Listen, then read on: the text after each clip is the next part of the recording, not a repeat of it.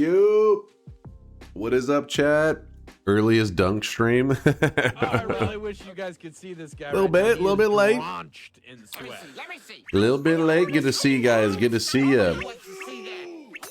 So when are you going to start working on that sleep schedule? After DunkBot 2.0 is out. I hope you're excited to play some Noita today. I hope you're in a Noita kind of mood. Probably do some kind of chill, long adventure, goofing around. You know how it goes. Hope you're having an awesome Wednesday night / Thursday morning. Hey Dunka, nice to finally catch a stream. Whenever you have the time, could you check my post and Chase check this? What kind of degenerate stuff are you posting now? Oh, he's got a strat breakdown. Hold on, what is this? How to win the throne room start.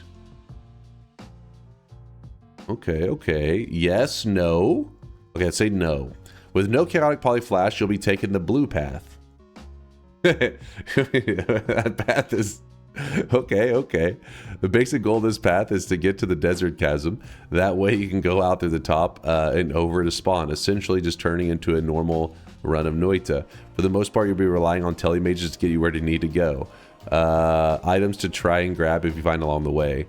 The Ukos are a big problem here, so if you can keep them pacified by holding it, by holding this, it'll up your survivability a bit. Ambrosia Acceleratium, Levitatium, Chaotic Poly. Wait, fighting it late is hit or miss. Obviously, it can be used as a coin flip to get out of jail free card.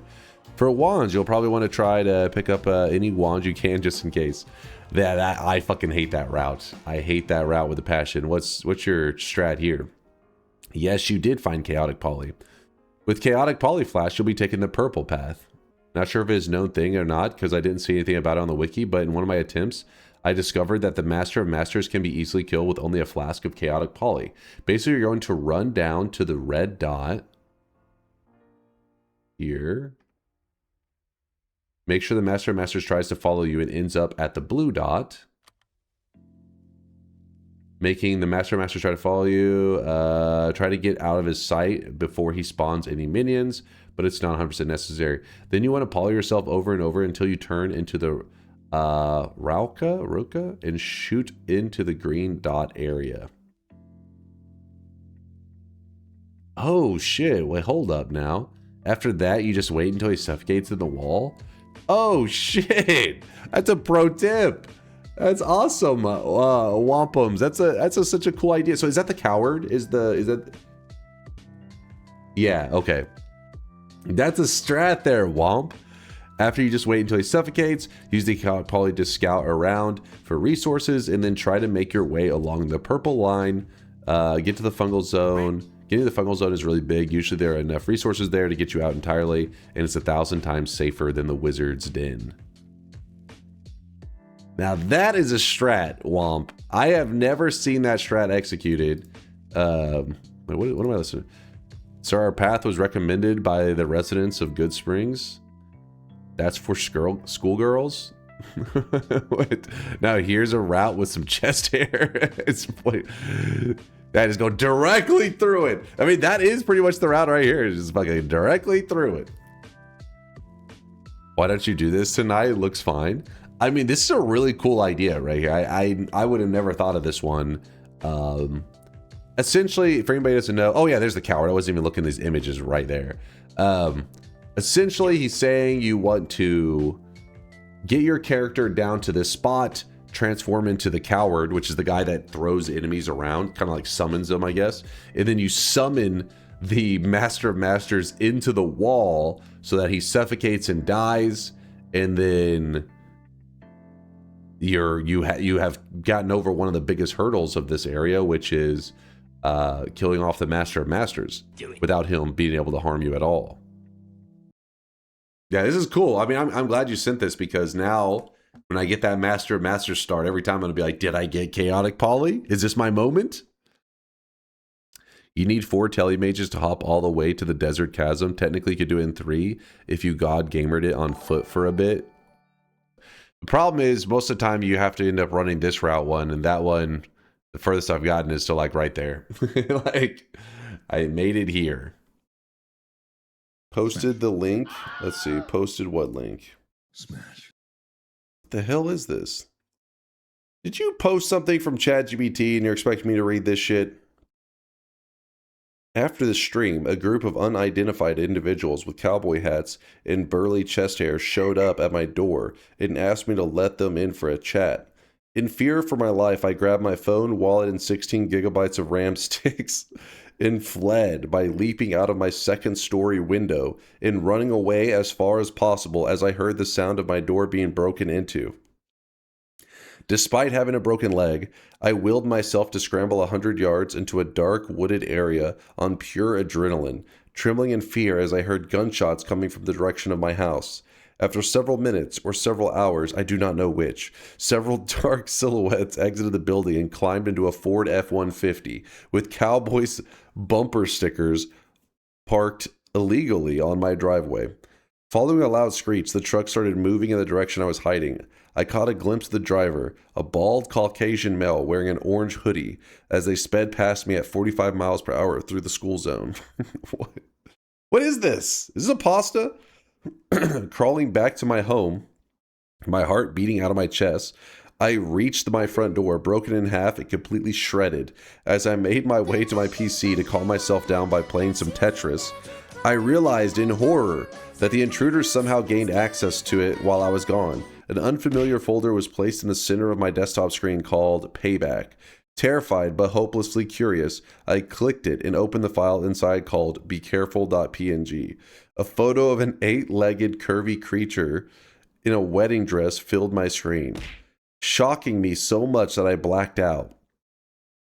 While the ER visit put me in an unimaginable debt, the real damage comes from the look of disappointment my parents give me every time they see me, as to this day, they think I passed out from fantasizing about a curvy spider bride. Was this ChatGPT? You commissioned the weirdest fanfics? What? I commissioned this? I was fucking tortured to read this shit. What are you on about? What the hell? What did I even just read? I feel like there's somebody I need to forward that message, that comment to, maybe like a therapist that you go to, QZ, because I feel like your therapist reading this could lead to some kind of breakthrough in your therapy sessions, because bro thinks I use ChatGPT. I hope you use ChatGPT, because if any actual human wrote that out, if their brain produced that, they need to put them in an insane asylum, all right? If it's an AI, you're like, it's fucking classic AI. Day 3 of asking Dunk to play Noita Roulette plus 2 Ask the Gods. But we did a roulette recently, just didn't have Ask the Gods. But I'm begging you, please, power words. Wait until I'm completely cleared up before I do power words, because the problem is power words is if you're quiet for too long, you get punished. But right now I'm still really congested. Every once in a while I need to like blow my nose and crap like that. So if I say, oh, I need to grab a tissue, I'll pretty much it'll kill me in power words. This guy right now, he is in sweat. For today's run, could you shift the greed curse into something like lively concoction or healthium? We could. Ocean trees, what in a random starts? I mean, I was wanting to kind of do a longer journey today, but yeah, I see, now that sounds fun. Shifting gold nuggets again sounds really fun. If you guys didn't see our last gold shifting run, let me look. Make sure I have no mods on. Isn't that cool? Basically, you can change the color of gold into any other material color in the game, pretty much, as long as it's like an actual, material. Like lava, for example, would be orange. In this case, it was diminution, which was that bright green. But the thing is, it does not change the color of the little trophies, the Spelunky idols. Those stay the regular gold color because they get their color from the image rather than a material. The rainbow gold, the rainbow one ended up being kind of a bit disappointing. I feel like it was like a light pink whenever you did it. It didn't actually make a rainbow color. There's something about it that I was a little bit sad about. The way you'll know how it's supposed to, how the gold will appear for the most part, this seems to be the consistent way, is that if you hold a flask of it, how it looks in that flask is how the gold will look. So whenever you see a flask of Flum, you're thinking of Flum like the material, how it's kind of got all the crazy colors. But think of what a flask looks like when it has Flum in it. It kind of has like a, how would you describe the color of Flum? It's like somewhere between like a brown and an orange. Okay, Vialt says beige, off yellow. But that'll be the color that the gold will look like, most likely. I think there were a couple cases that it was a bit different, but for the most part, it seems to be how it worked. All right, I think we're going to do a gold into concentrated mana run. My issue, though, is we're going to need a seed that we know we can get the greed shift to happen. So let's go find us a greed shifting seed. And I'll talk through all the details whenever we get it all set up. So don't worry, you won't be left in the cold. All right, Noita. Do the gold shifting run and a coin flip every new game plus. You mean like something to make us go really deep into new game pluses with that gold? If you made gold acid, would it go through the ground? So the weird thing is, when you do a greed shift, you would think that gold, so you lose gold dust, I believe, but then the gold nuggets only get the color of the gold. So anywhere that there was gold dust, yes, it would just be acid that burns to the ground. The gold nuggets, though, they literally stay a gold nugget. They just get the color of the acid. They don't get any of the properties. All right, search for a seed. Add a new rule. Fungal shifts. Gold into held. Is that what I'm looking for? Gold to gold. So that's the greed shift, I would assume. Gold into... So wait, we don't need it to be a greed shift. It's just a rare shift, isn't it? So yeah, I was saying greed shift, but we actually don't need a greed shift. Greed shift, if we were trying to if we were to try to turn something else into gold, but we're doing the opposite. We're just doing a rare shift, which is gold on the left side. Which let me look real fast. I can't remember the percent odds. Let's go to the wiki real fast. The initial material, and in the initial material, we're looking for gold. There we go. There is on a seed. So this is not a greed shift. This is something separate. I'm mixing up my Noita terms. A greed shift is when you're trying to make more gold in your world. It's considered greedy. You know, you're trying to add more gold to your world. That's not the general goal of today. Our goal for today is going to make gold look different. And so what that means is, if it was a greed shift, it means that you want the right side.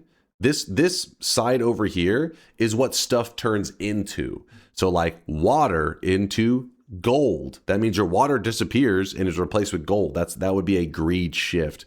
But we are trying to change the initial material, which is on the left side. And the initial material is something else entirely. It is very rare that gold is ever on the left side. In fact, it says that there is the percent chance for it to be on the left side, meaning the material that shifts away, is a 0.0028% chance. So pretty low chance. 0.0028% chance. So in that case, let me see if I end up on the exact same seed. If I probably do. If I say this one is gold and the right one was supposed to be held material, we do not need it to be a greed shift. That doesn't matter. And then we just said, wait, where do I say search? Manage saved searches? No. Oh, search. I don't know. Find next. All right. Stop. Here we go. We have a seed. The very first shift is gold into held material. And then, so then we just Very first shift, we just hold concentrated mana while we do the fungal shift, and we should be good to go. So let's do this seed. This is going to be the seed that we're doing it on, 7908108. All right, 7908108. Let me go into the seed. Where's the seed changer? There we go. Mod settings, backspace all this. 7908108. So essentially what we're going to do is we're going to turn our gold nuggets into something else that looks visually cool, which is going to be these hopefully kind of bright blue nuggets of gold. That's a very, very simple thing, very easy to set up. As you can see, we even set it up so that the very first shift actually accomplishes this. So then what we're going to do with the general challenge of the run is we're going to do a coin flip run. So the way that works is whenever I kill Kolmi, I need to go to New Game Plus. Whenever I go into New Game Plus, I will choose somebody from the chat and they get to pick heads or tails. If they pick correct, so like, you know, they choose heads or whatever, and I flip a coin and they're correct, I have to go to another New Game Plus. If they are wrong, then actually, let me see. We'll give chat how many lives? 2 lives? 3 lives? How many times could they be wrong? 10 lives? That's too crazy. 2 is fine. Okay, yeah, 2. Meaning, basically just means that if chat is wrong in their coin flip prediction, they lose a life. If they are wrong 2 times total, the run is able to end in that New Game Plus. So we just call it a coin flip New Game Plus. Actually, to keep it simple, we'll just call it flipping a coin. Sounds fun. Oh yeah, good stuff. All right, predictions are open. Go ahead and get your predictions in. This one isn't supposed to be the most insane challenge ever, but honestly, I'm a little bit dying today. I don't know what the fuck's going on with me. It just feels like I feel good. I just feel like I'm struggling to talk because every once in a while I feel like something's trying to suffocate me. All right, our first fungal shift on today's Noita run will turn gold nuggets blue. From there, I will go into further New Game Pluses until chat loses 2 coin flips. So the whole point of the blue nuggets is just a cool visual change because it's one of those things that I think people don't even know it's possible in Noita because it's so rare.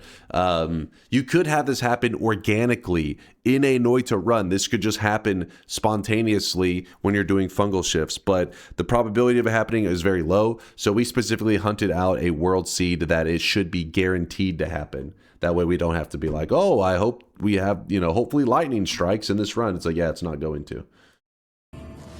Are you going to shift as early as possible since it's the first shift? Yes.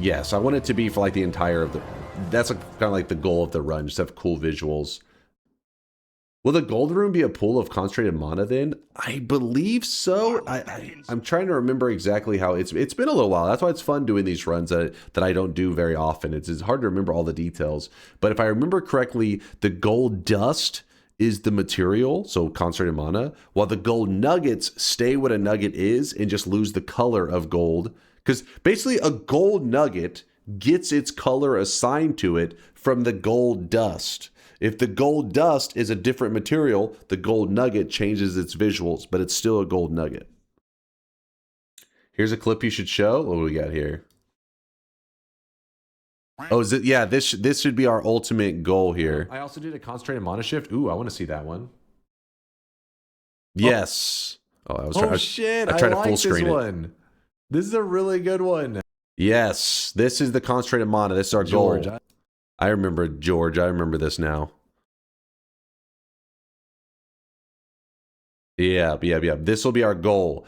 We're going into New Game Pluses, so luckily, we shouldn't have to worry too much. If you're a little bit sad that there are these gold chunks still around, don't worry, because where we're heading in New Game Pluses, I believe all of the nuggets should still be blue. Unless we end up in really, really deep New Game Pluses, all of them will be blue. There shouldn't be any of the gold ones. That'll be if you're ever like really deep into New Game Pluses, or just have ways to make them drop insane amounts of gold.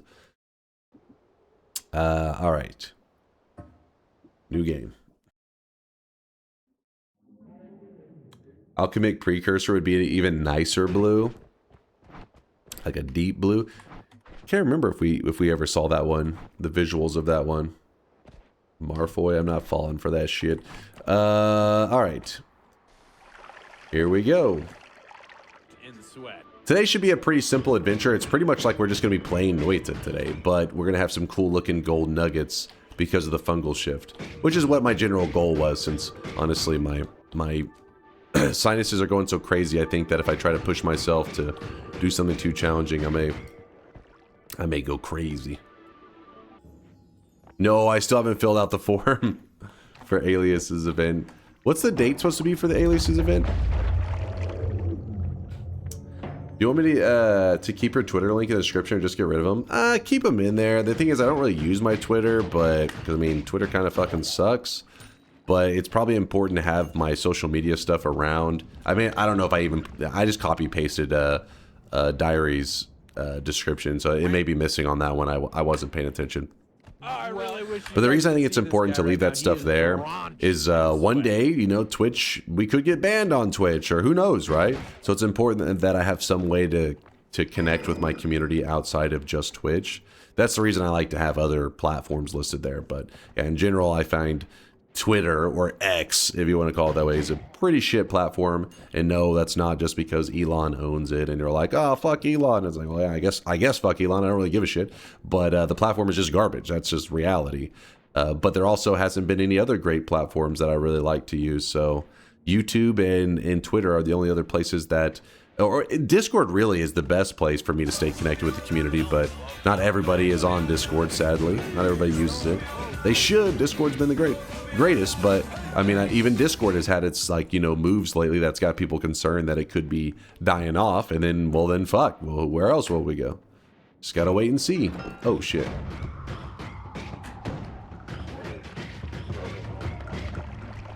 Alright, these acid guys are bleeding everywhere. Discord really, really sucks? Well then, wait, what's better than Discord? Is there a new one? There's something new I should be tapped in, learning about? XMP? XMP? Laura Wand? Okay, Mumble? What? What are these services you guys talking about? Ooh, look at that. Black hole right off the bat. Holy shit, what a nice find. Mumble's not a service. You have to host it yourself. Matrix is the new open source alternative to Discord that you can self-host. I'm sure TeamSpeak and Mumble are still mostly fine, though. Yeah, but see, the thing is, those services have been around for a while, and it's like, you know, the Discord has dwarfed them in terms of popularity. Whoever, like, when it comes down to it, whoever does something in a way that everybody else enjoys using their platform, that's, you know, that's where everybody goes to. And it kind of reminds me of, like, whenever Facebook every once in a while would make changes and people were like, we don't like this change, we're all going back to MySpace. And then it was like, yeah, I'm sure you are. And then of course nothing would ever come of that, and eventually MySpace became whatever the hell it ended up becoming, which was something garbage. It feels like it's like that, like where there would have to be some extreme change for like an older service to somehow be the new Discord. I don't think, like, Discord would have to really fuck up on an epic level for them to be like, we're going back to the old way. Oh, look it, I opened DunkOrSlam at less than 2 hours runtime, and he has Noita open. The nature is healing. What's up, Aqua? Satan inside says, let's all go back to IRC. Let's do it. We're going back to IRC. Well, in a way, you got Twitch chat is kind of like an IRC. Pretty much is. It's its own IRC. So you're already in IRC. Synthetron, thank you for the 27-monther. Can't believe I've been watching your streams for over 45 years. What? I've only been a streamer for 6 years. It's actually crazy to say 6 years. It's been like, damn it. Has it really been that long? Children were born and sent to their first day of school between you starting streaming and now? Don't say that. Come on now. Don't say that. Conga, you bastard. We can't do our consume yet. We have to find a concentrated mana flask. We need that flask. Haven't you been a streamer for decades now? I mean, I've been aware of the Twitch world, and I've been in the Twitchosphere, yeah, for a long time. But I didn't become like an actual streamer, streaming regularly, till about 6 years ago. Ooh, that looks. Oh, it's just a torch.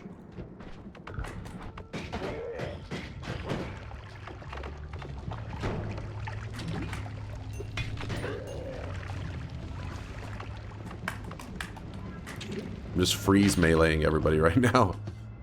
Alright, so we do have a torch. That's nice. We may want to use that. What the hell? That bomb did a terrible job. I think I can drop one more. Yeah, there we go.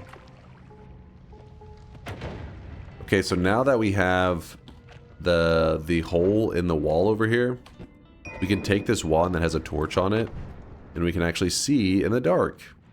The issue is, we can see there's a ton of water. We need to let it all kind of drain out of there. Let's see how that does. I was hoping it would get that edge right there. Just freeze the water. That'll be a bit of a problem. You kind of rather get it flowing, because freezing it will only help with the water that's directly around you. Because there's a lot in here. But we need to get to that spot there. We don't know which one has the heal. I hate this formation, by the way, that we have right now.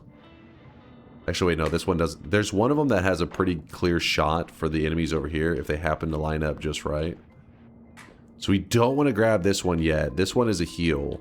If you don't see the plus, it's just a heal. And I don't want to waste that heal right now. I think if I swim for this, we're going to take a little bit of damage on the way back. And normally I would say I'll just shoot a black hole, but I think the black hole is going to need... Oh, we have to waste both of our black holes for this. Lame. There we go. Grab that. You can break the ice? Yeah, you freeze it, break it, then new water would flow in, then you have to refreeze it. I guess you could wait till once it's low, and then the freeze would probably be much more helpful, right around where it's getting to now. Do any heals outside the Holy Mountain exist besides that one? Like a regular heart that's just sitting there? No, that's the only one. Well, unless you count some of the boss kills. You can kill some bosses that drop hearts, like that drop a heal. And then there's also like these other alternative ways to heal, but not just a full-on heart. Yeah, a chest can drop it. It is possible for a chest to drop them, but not guaranteed. Alright, so we're going to leave behind the torch, because it's served its purpose for now. We may end up needing that heal later. What the hell? Stray pixels. Alright, close in the bets. One last explanation, in case you've already forgot or you didn't hear what the bet was. It's a simple one today. We're going to be opening the shop in a moment too. Yeah, shop's coming. Simple challenge today. We have to do at least one fungal shift, which we already looked up the shift. It is a rare shift. We specifically set today's seed to a seed that I've never done before, but a seed that we know the first shift of the day. And that first shift is whatever material I hold, gold nuggets will gain that color. So for example, Oil. Look at the color of the oil in this flask. If I do the first shift of the day and I hold this oil flask, gold nuggets will take on this color, this dark color. It will look kind of ugly. And for the rest of the run, that's how they'll look unless we do more fungal shifting stuff. So we're going to be turning our gold nuggets into concentrated mana, which should be interesting. I don't know exactly what's going to happen. I mean, the visuals should be cool. I don't know if there's going to be some other side effects throughout the run, but it should be fun. Once we've done that, the run just becomes a new Game Plus run. We're going to go to New Game Plus, and then I'm going to choose some chatters to do a coin flip. And if they win the coin flip, we go to another New Game Plus. And we continue to do this over and over and over until chat loses 2 coin flips. So we may have to go to New Game Plus today if chat keeps winning coin flips. We'll just have to wait and see. So that's the challenge. Type exclamation mark yes if you think we're going to win today's challenge. We will not die, even if chat gets lucky and we have to go to New Game Plus. New Game Plus 20, you're like, screw it. Even if he goes to New Game Plus 20, he's still going to win. So type exclamation mark yes. If you're like, oh, he's going to lose today for whatever reason, type exclamation mark no. And while you guys are getting those predictions in, let's do the second shop of the day. Did I just type? Oh, wait, there we go. DunkOrSlam, I see you. You imposter.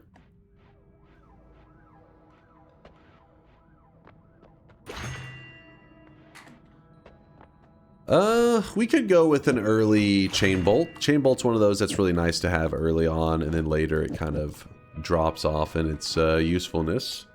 And early melee immunity is one of those that I like melee immunity, and it is pretty damn nice. But if I find it, I think like the sweet spot for me finding melee immunity is usually around like the 3rd mountain. But I mean, the melee is very useful in the fungal caverns, so we will take it. We will be happy with it. Let's go ahead and grab the refresh. And the reason we're grabbing the refresh is because I want to refresh the black holes, and we can make a choice here. We can either just piss off the gods now because we don't really give a shit and the gods are a joke, or we could sneak out of the holy mountain and dig a route that doesn't piss off the gods. Chat, should we piss off the gods? Yes or no? First to say. Piss them off? Yes or no? Oh, Del Pezzo already just, he wrote the full thing. He said, piss off the gods. All right, we're going to piss off the gods. Well, then our choice there becomes, how do we want to kill Steve the moment he spawns in? Oh, that's why you guys are always trying to make me angry. Because you love pissing off the gods. Oh, that makes sense. It's all adding up now. It's all coming together. Anyways, my choices here are that I could, whenever Steve spawns in, we could kick the statue directly into Steve the moment he spawns in. That's the classic method for killing him. I do it all the time. You guys see it all the time. But we also have the Circle of Stillness, and we could just pre-cast the Circle of Stillness here, and then whenever he gets pissed off, or whenever he spawns in, he'll get frozen immediately, and I just kick him the moment he spawns in. Easy kill. Be careful when you're shooting the black holes though, because sometimes it can displace the freeze if you shoot it too close. Like, it'll pull the thing in. There we go. And for now, we'll put up the black hole. Is that why you said the gods are a joke? No. A joke to me. A fellow god. Can kill him easily. So remember these bats, when you have melee immunity, they're not so scary because they're just going to massage you.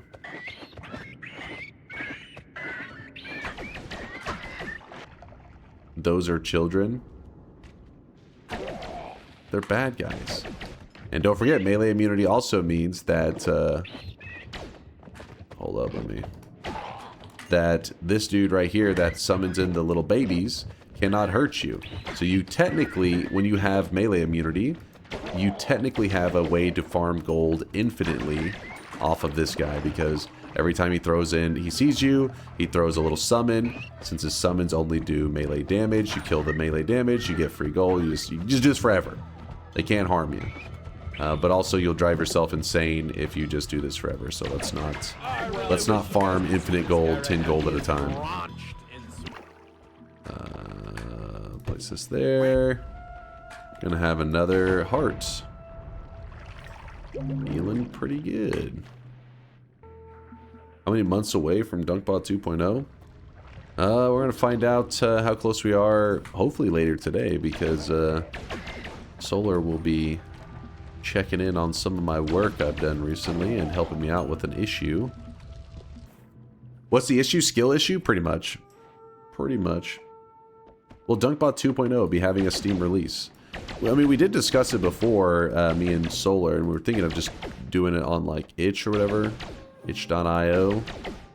But, was it Mixu? Somebody was bringing up the advantages of putting some of the client stuff on Steam, but I don't know. I don't want to do something where it ends up having, like, all these issues where people are messaging, or, like, I don't know, random people on Steam have nothing to do with the stream. They're like, you know, I tried to, like, what is this? You know, you're like, hey, this is not for you.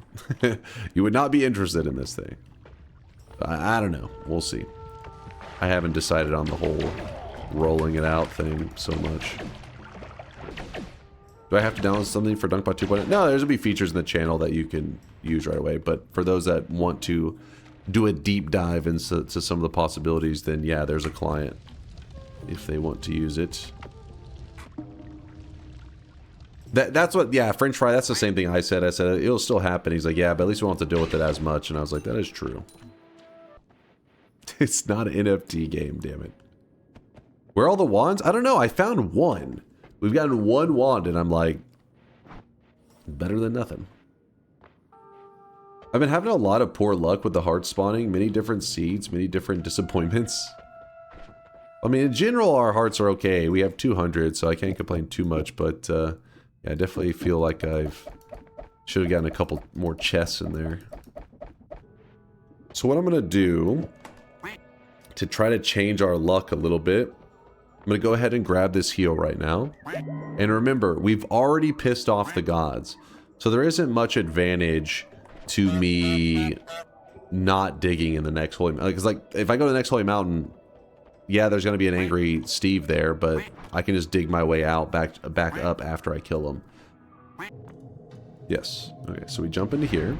Remember, Steve is going to be pissed. He's going to be quite pissed. Disgusting. Alright, so we want to bring him over here. Ooh, no more shuffle. That's kind of nice to get early. Then we freeze him. And remember, once he's frozen, okay, he keeps timing it. There we go. We kick him. Get that. Lots of great stuff.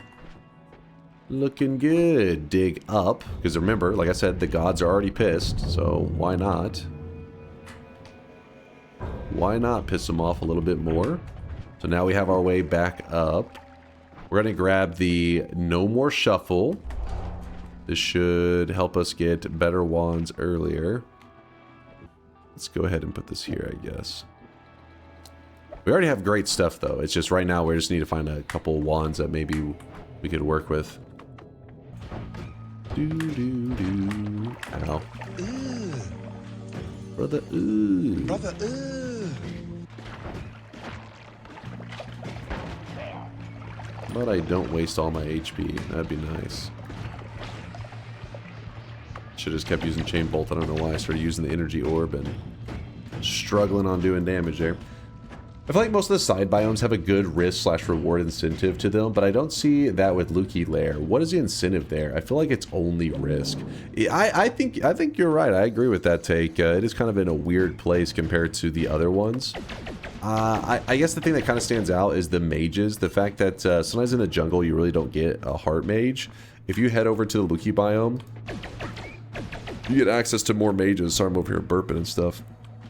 You'll get access to more mages, and so if somebody said, hey, you have to find a heart mage in the jungle, I'd be like, ooh, it'll probably be okay, I'll probably find one. But if they say, oh, you can use the Luki Lair as well, I'd say, oh, okay, then I'm going to find one. All of jungle, all of Luki Lair, you will find a heart mage. Explosive projectile, that's a pretty great find.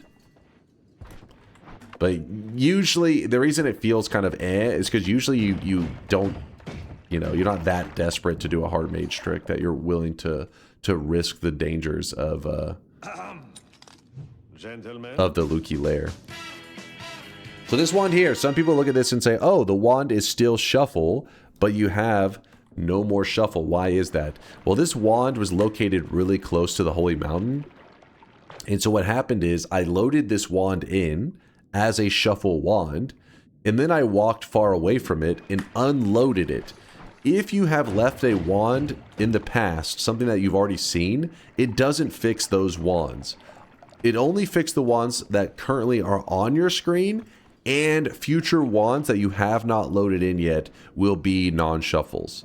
So if I had wanted this wand here to be a non-shuffle, then I would have had to have not loaded it in, which would have been impossible because the Holy Mountain was right, right above it, or picked this wand up and carried it with me so that it was loaded in whenever I grabbed the No More Shuffle perk. At least Lucky Lair is useful in the challenge runs. The Frozen Vault is the king of being useless. Yeah, that is true. Frozen Vault is a really weird one. Its whole role is that it has an orb in it. If it didn't have an orb in it, man, we would pretty much never visit it. So one of the things that's kind of interesting about No More Shuffle is that you don't quite get as much value out of it in the fungal zone, because this zone over here already is all the wands in here are going to be no more or non-shuffle if they spawn on a pedestal. So the No More Shuffle perk is not needing to repair any of these wands. It doesn't need to fix them.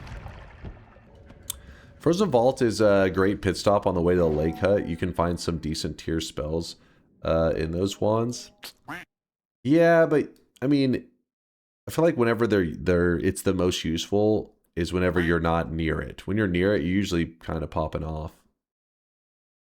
Dunk, I need a flashy wand build. I always reach a point where I want to get creative with my wands, but I always fall back on chainsaw wrapped chainsaw machine guns. I want more options, but I do not have the knowledge to get that creative. Flashier wands. Flashier wands. What's something I mean, I love the electric arc builds, but the problem is with a lot of other builds, you end up needing, like, there's like exceptions to it. Don't forget about the explosive projectile. I don't know if you consider that a flashy build, but it's very explosive.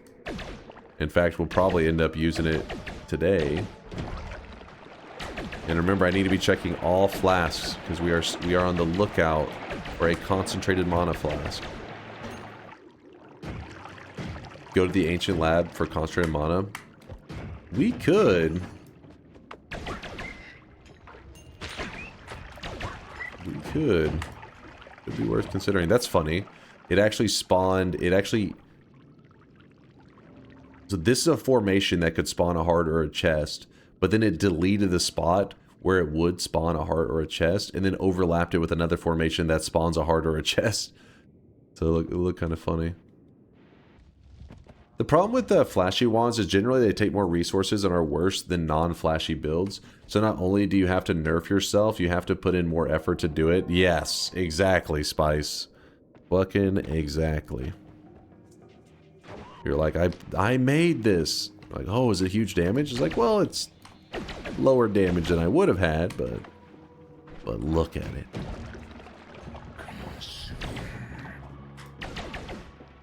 I'm trying to get set up for the consume. It's just we haven't got that concentrated mana flask. It's not an uncommon flask to find in here. Just haven't had that luck yet, I guess. I do not like letting this wand sit around. It's pretty dangerous. So what we're gonna have to do, let's grab it up, place it there. Ooh, another pretty crazy wand. You know what? We'll take this one. We'll grab that.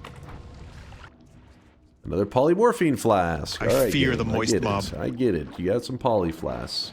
Yolk, what are you doing on right now, Yolk? What the hell?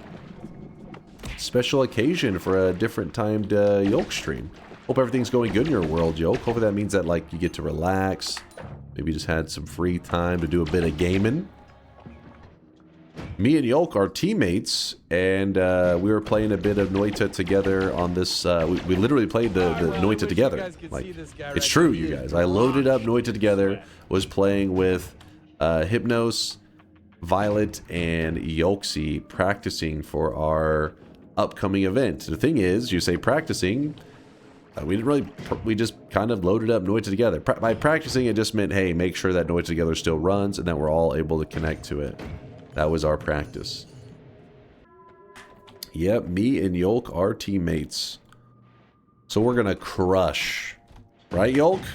We're gonna crush him. Yolk will crush his back carrying you. No, what? What? You know, Yolk was breathing a sigh of relief when he saw I was his teammate. He was like, what the hell? Oh, shit. That guy actually had some scary crap right there. He's ambrosiaed up with missiles on him. Now that is scary. That's a nice muscly throwing on you got there. What I'm going to do is I'm going to empty out the oil. And then I'm going to try to get my hands on that ambrosia. Okay, so this is kind of scary. As you can see, this guy in here is going insane. Oh my god.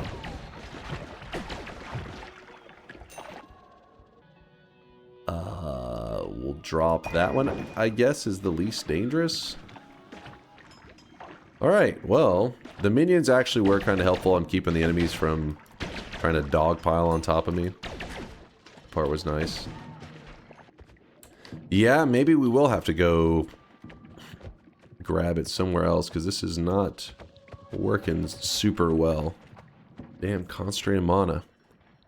I want to get it early. It's part of the fun. Ooh, that is interesting. Forgot to turn off my cheats. They're not cheats. It's an always cast ad mana, okay? It isn't that insane. It's just like, ooh, that's nice. Alright, put this up. Put this heavy. Oops. Infinite digging. And then now we can actually swap our damage to this build here, I think. Probably going to be a decent improvement. Trying to decide on how we're going to get this concentrated mana shift to go down without risking myself getting killed. Peek into the ancient lab? Yeah, I think I may do that. Sounds a bit dangerous, but I don't really have any better ideas. Check this out. What are you doing there, George? Is that diminution, George? That green looks, I think it's diminution, yeah? You went with like the big gold nuggets. I think I even saw a Mina statue drop in there. Pea soup. Oh, I felt it was a little bit of a darker green, wasn't it? Giant boogers. It's the booger gold. Does trick gold stay red? Yes, I believe the trick gold still stayed. Wait, I can't remember trick gold actually. I'm pretty sure it stayed red. I can't remember off the top of my head now. Stab that guy. Here's what we're gonna do. We're gonna create a spot here where we can easily go back up and down whenever needed. Come on. Let me out of the darkness. Alright, we can dig into here, that's fine. Kind of flooded our area a bit, but no biggie. We do have that torch where we should be able to see through, but I want to have the wormy vision. Actually, I just realized we kind of need to put it in a flask, don't we? We have to come back. Ah, fuck it, we'll find a way.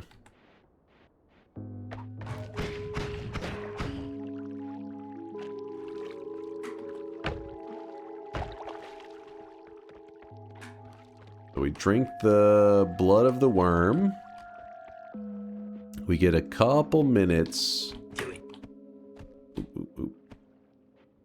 Couple minutes of being able to see in the dark. And then we run over here.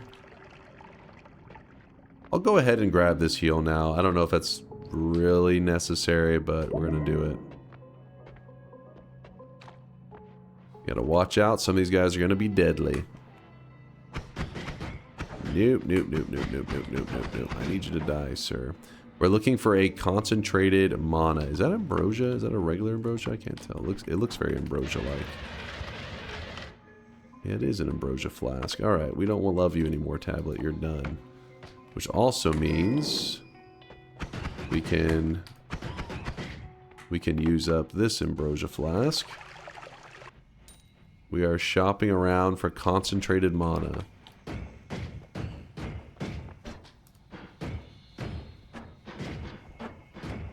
Damn.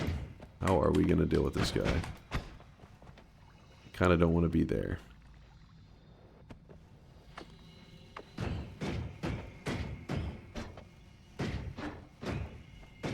What is blue gold? You're about to find out. Well, hopefully you're about to find out. Oh my god. There we go. We gotta kill this guy first. Then his little buddies. And I see some concentrated mana over there. That's perfect. Exactly what we were looking for. So we can make some blue gold. It's purely a visual thing, by the way. Oh no. Oh no. So the one enemy gives off an invincibility AoE. So essentially he was making this guy invincible, which is also a very dangerous dude.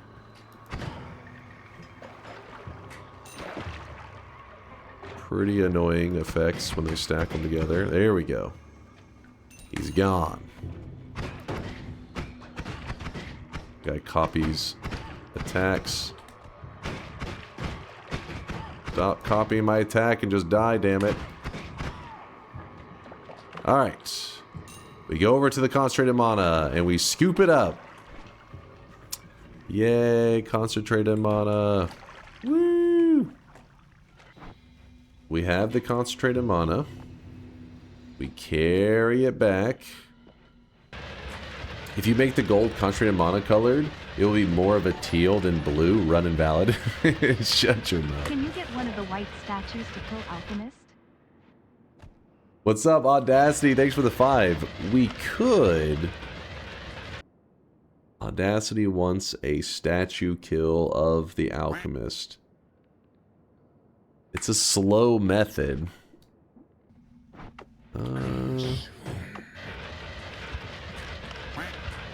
Soon we will. Don't worry. We're gonna do the blue gold in just a moment too. It's just since we're already over here, if they're really wanting us to do the statue method for killing the Alchemist, not gonna get much more optimal than now. Ah, fuck, that dude is ambrosiaed. That is not what you want to see. Damn.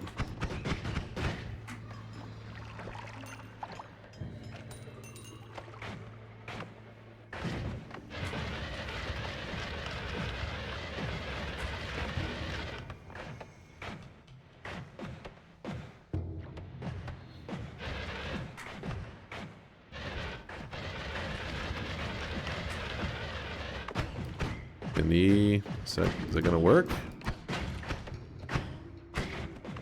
I'm a little afraid of this guy getting an angle on me.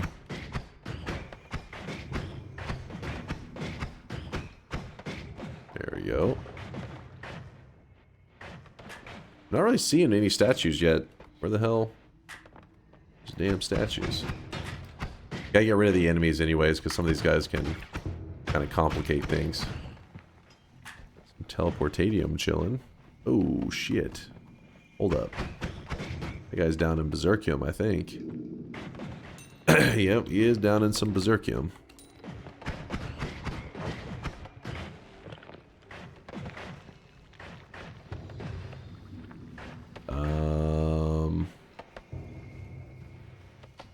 Well, shit. Where are the statues? Oh, no, no, no, no, no. Woo. Berserkium, giving me a little assistance there.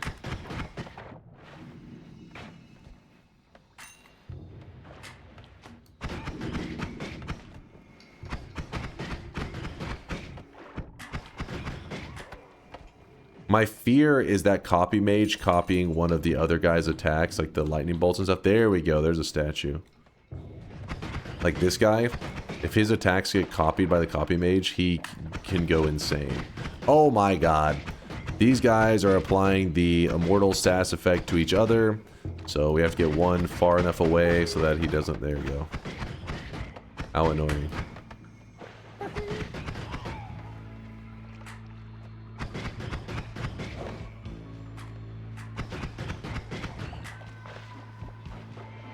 Really clearing things out, aren't we? What you got there? No, kill him off. My chance.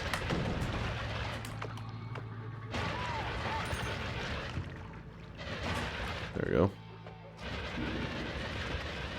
Alright. It's like an okay job getting things cleared out. Not the best. Oh, fuck. There's an immortalized dude down here as well. No, come back. Get over here.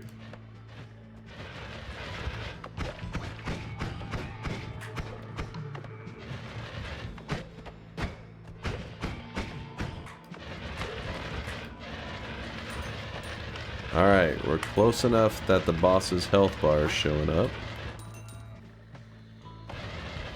Oh, come on. Oh, well. Oh, shit. Fuck. I was thinking we were going to get a statue, a Mina statue out of that one. Did not, I mean, yeah, did not spawn one. It was a dud. Mina statues, where are you? I don't know, there could be a scenario where you get 0 Mina statues. Is that a thing? After all my hard work? I thought it had to be a specific design that looks very different from that one. I don't remember, honestly, the Mina statues. I mess with them so rarely. Like, the last time I have intentionally tried to spawn in a Mina statue has probably been a year ago. Is that the one? I don't know. There we go. We got a couple of them now. One of them's bound to be the one.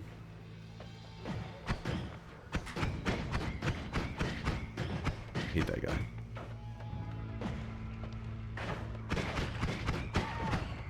Well, damn it. None of these are the ones. But what is that? That blood is looking all scuffed.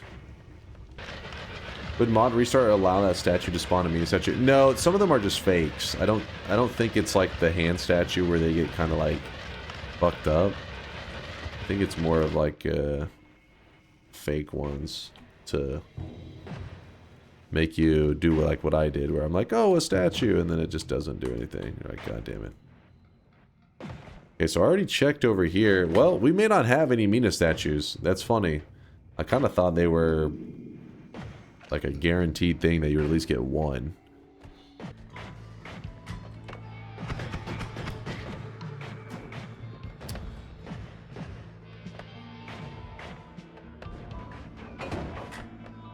This is kind of a bad spot to be in, especially considering there's not a single Mina statue. Oh, shit. Whoops. Neutralize. Alright, well, we're going to give up on the Mina statues because I'm not seeing any actual useful Mina statues. Just check this random corner over here. You never know. There could be a Mina statue like right next to the boss.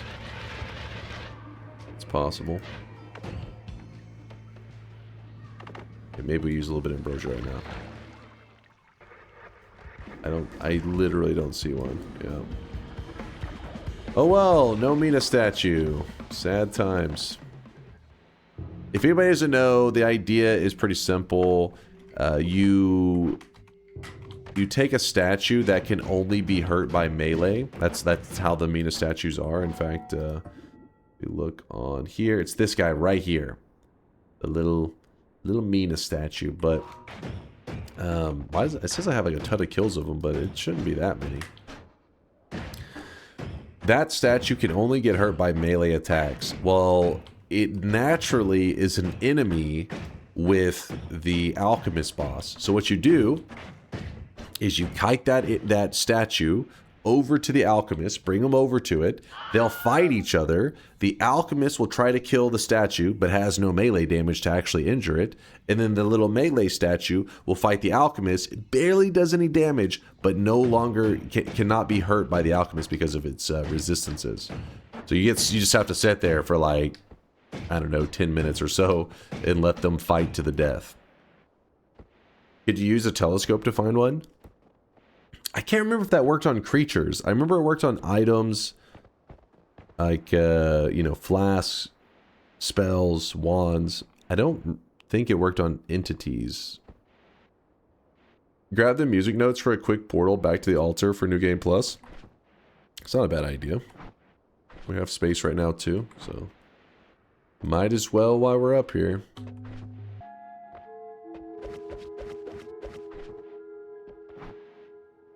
Don't need that.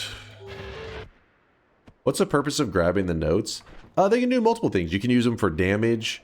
You can use them to one of them. If you put them in this order: D sharp. Wait. A, D sharp, E, G. That's the order, right? I'm not. My brain sometimes just lagging today. If you put them in this specific order, they'll summon in a portal if you play that song, and that portal will take you to the surface, and you can use that to fast travel. Hey Dunk, YouTube Frog here, finally catching you live. Wanted to say thank you for all the content, I really appreciate it. Also have a question. What Noita spells would you like to have IRL? How's it going there, C-Mob? I choose the Teleport Bolts.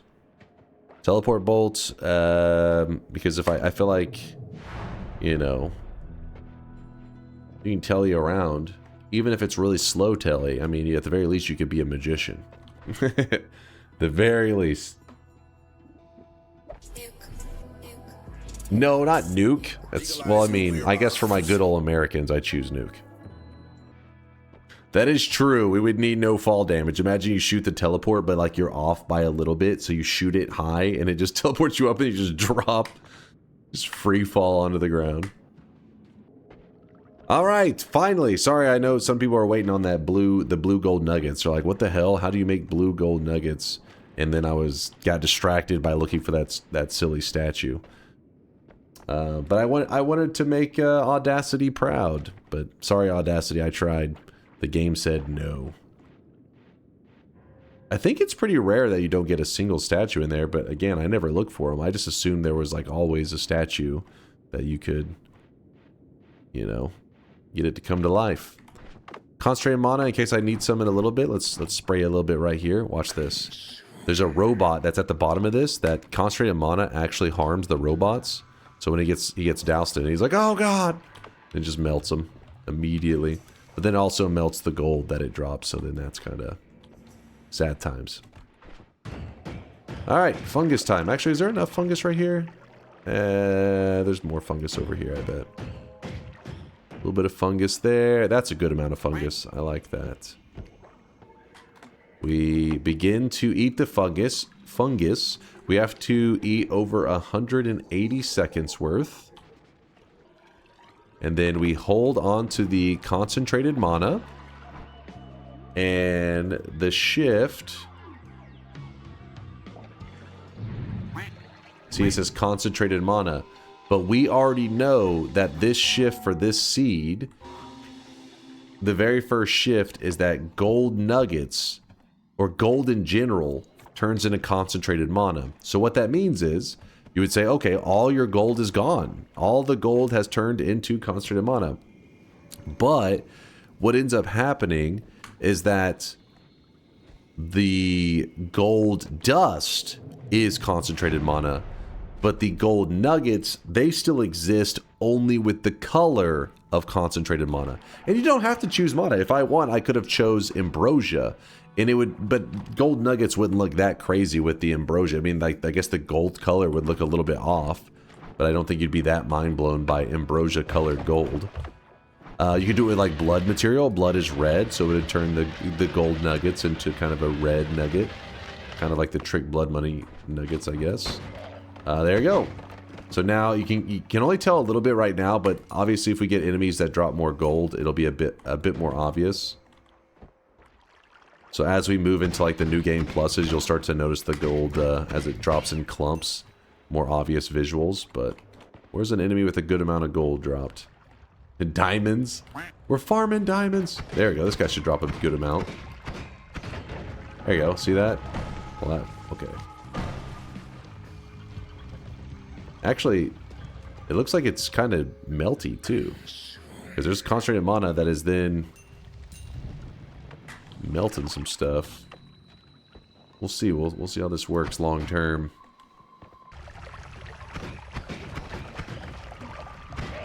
And so all these enemies drop small amounts of gold, so it isn't as exciting whenever you're like, oh, sweet, a whole, you know, 30 gold of gold nuggets. But in New Game Plus, it should be like thousands of gold being dropped on the ground, which should be very obvious. We'll just have to work our way up. If it was acid, would it make it impossible to pick up? No, so as you, when you see my character actually grabbing the concentrated mana nuggets, I'm not getting the concentrated mana stain.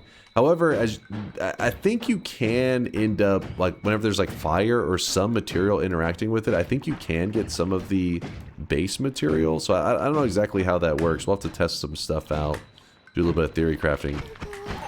See, like, the way you would know is if I was picking that nugget up and all of a sudden you saw a bit of concentrated mana stain on my character. That's when you're like, oh shit, something like acid would likely, you know, hurt us. Because clearly we're getting, like, the stain effect. You may be able to get small amounts of damage from it. I wouldn't rule that out. If you now pour mana on the nuggets, would they still melt? I believe they still do. Let's test that out. Let's test out your question, just to be 100%. Okay, like I threw the gold nugget directly into me. Alright, there we go. Yeah, so as you can see, the gold nugget just fell into concentrated mana. Is it not melting? Really? I figured it for sure it would. Let's get some more gold. This one's kind of rough because there's so much fire.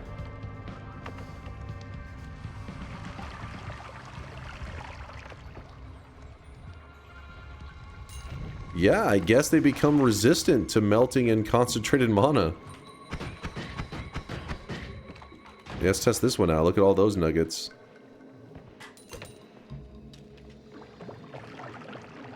Yeah, they just sit there. Yeah, huh. Yeah, it doesn't die off from the concentrated mana. We have the technology to save the gold nuggets from concentrated mana. Woo!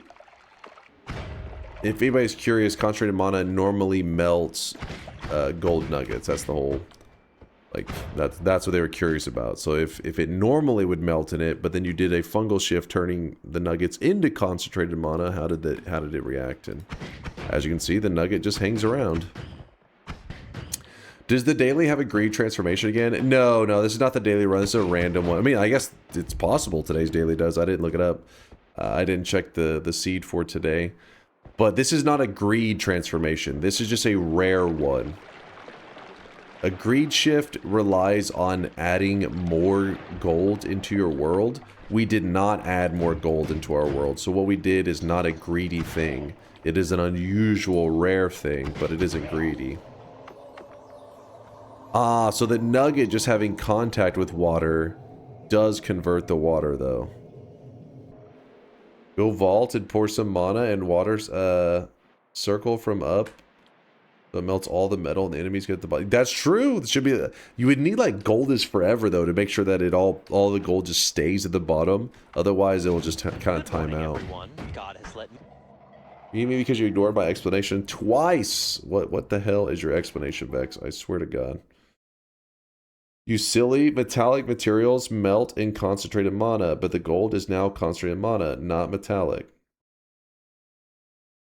Are you telling us what we just saw?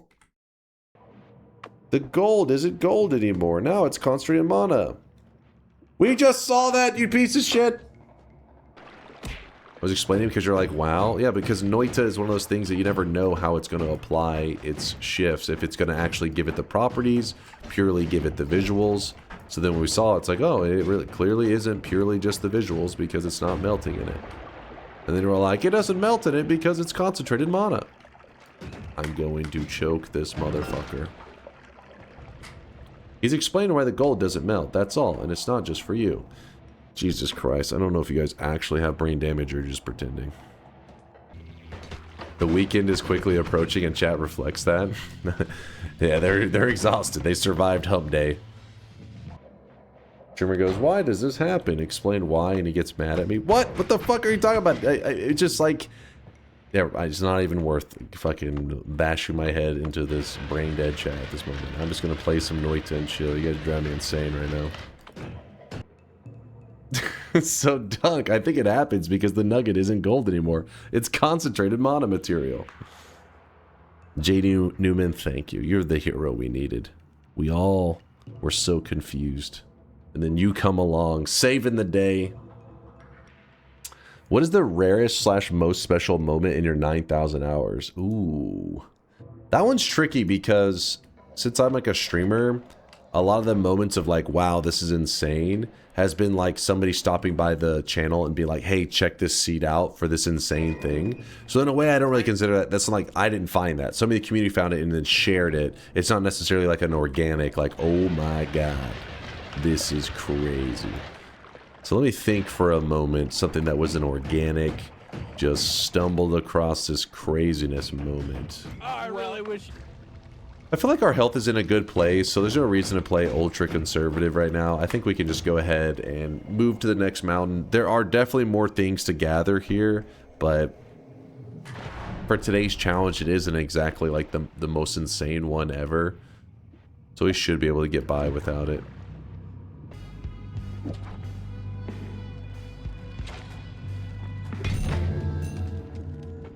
And we're going to grab the electric immunity. Another add mana. Woohoo! So chat gets all upset. They're like, what is this scam? He gets another add mana? Listen, it sounds like you have some skill issues going on. In this case, for now, I guess this is not the best use of this. We could do that temporarily. Heard you were planning a Terraria stream. I gotta admit, I'm pretty excited to see you play it.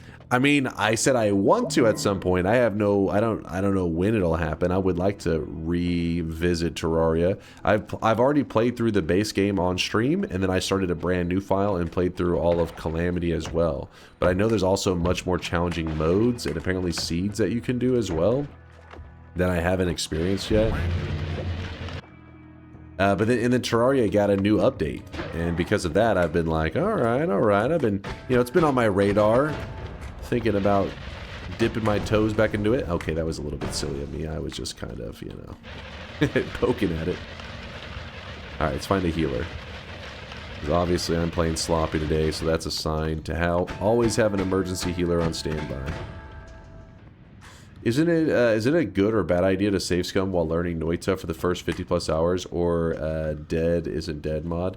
I think that it's not a bad idea. Like, in terms of time efficiency, roguelikes in general don't always respect your time that well, and Noita is no different. And not everybody is like me and has a billion hours to no life and just play Noita. The issue though is that I feel like if you save scum or do any of that kind of behavior, if you use it for the purpose of learning, you will learn quickly. But in a way, it had the potential risk is it could put you off to the game, because you may be like, well, Noita's not as fun as I thought. You know what I mean? Because the moment you start, you stop fearing death and all that, you start to lose some of the challenge of the game. You start to play differently, and then maybe Noita isn't what you thought it was because of it. So it all depends on the person. If you're able to, if like, hey, I'm in Noita, I want to play the base game, I just also want to, learn quickly and not waste my time, then you're probably going to be good to go. But if you think of Noita as this is how the game was designed, then you're not going to enjoy it as much when you save scum, and then you'll probably end up leaving the Noita community early without getting to experience everything it has to offer.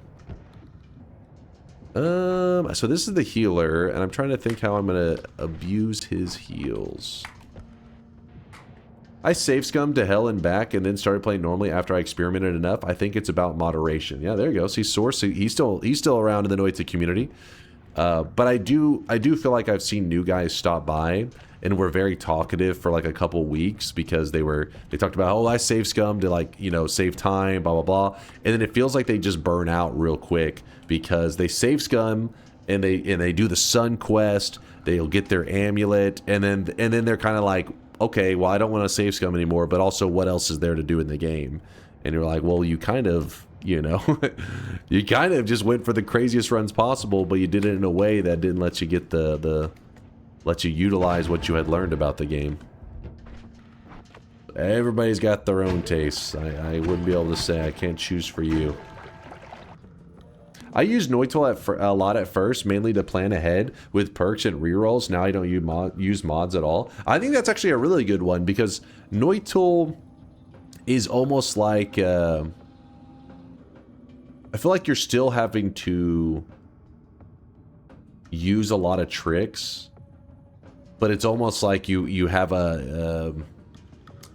I don't know, like, for example, whenever I grab a perk, sometimes I grab it with the intention of being like, well, maybe I'll get this in the future. When you play with Noita, you can already see that, right? So you can pre-plan it out. That way, when you don't use Noita, you're like, well, I know I always hope for this thing to come afterwards.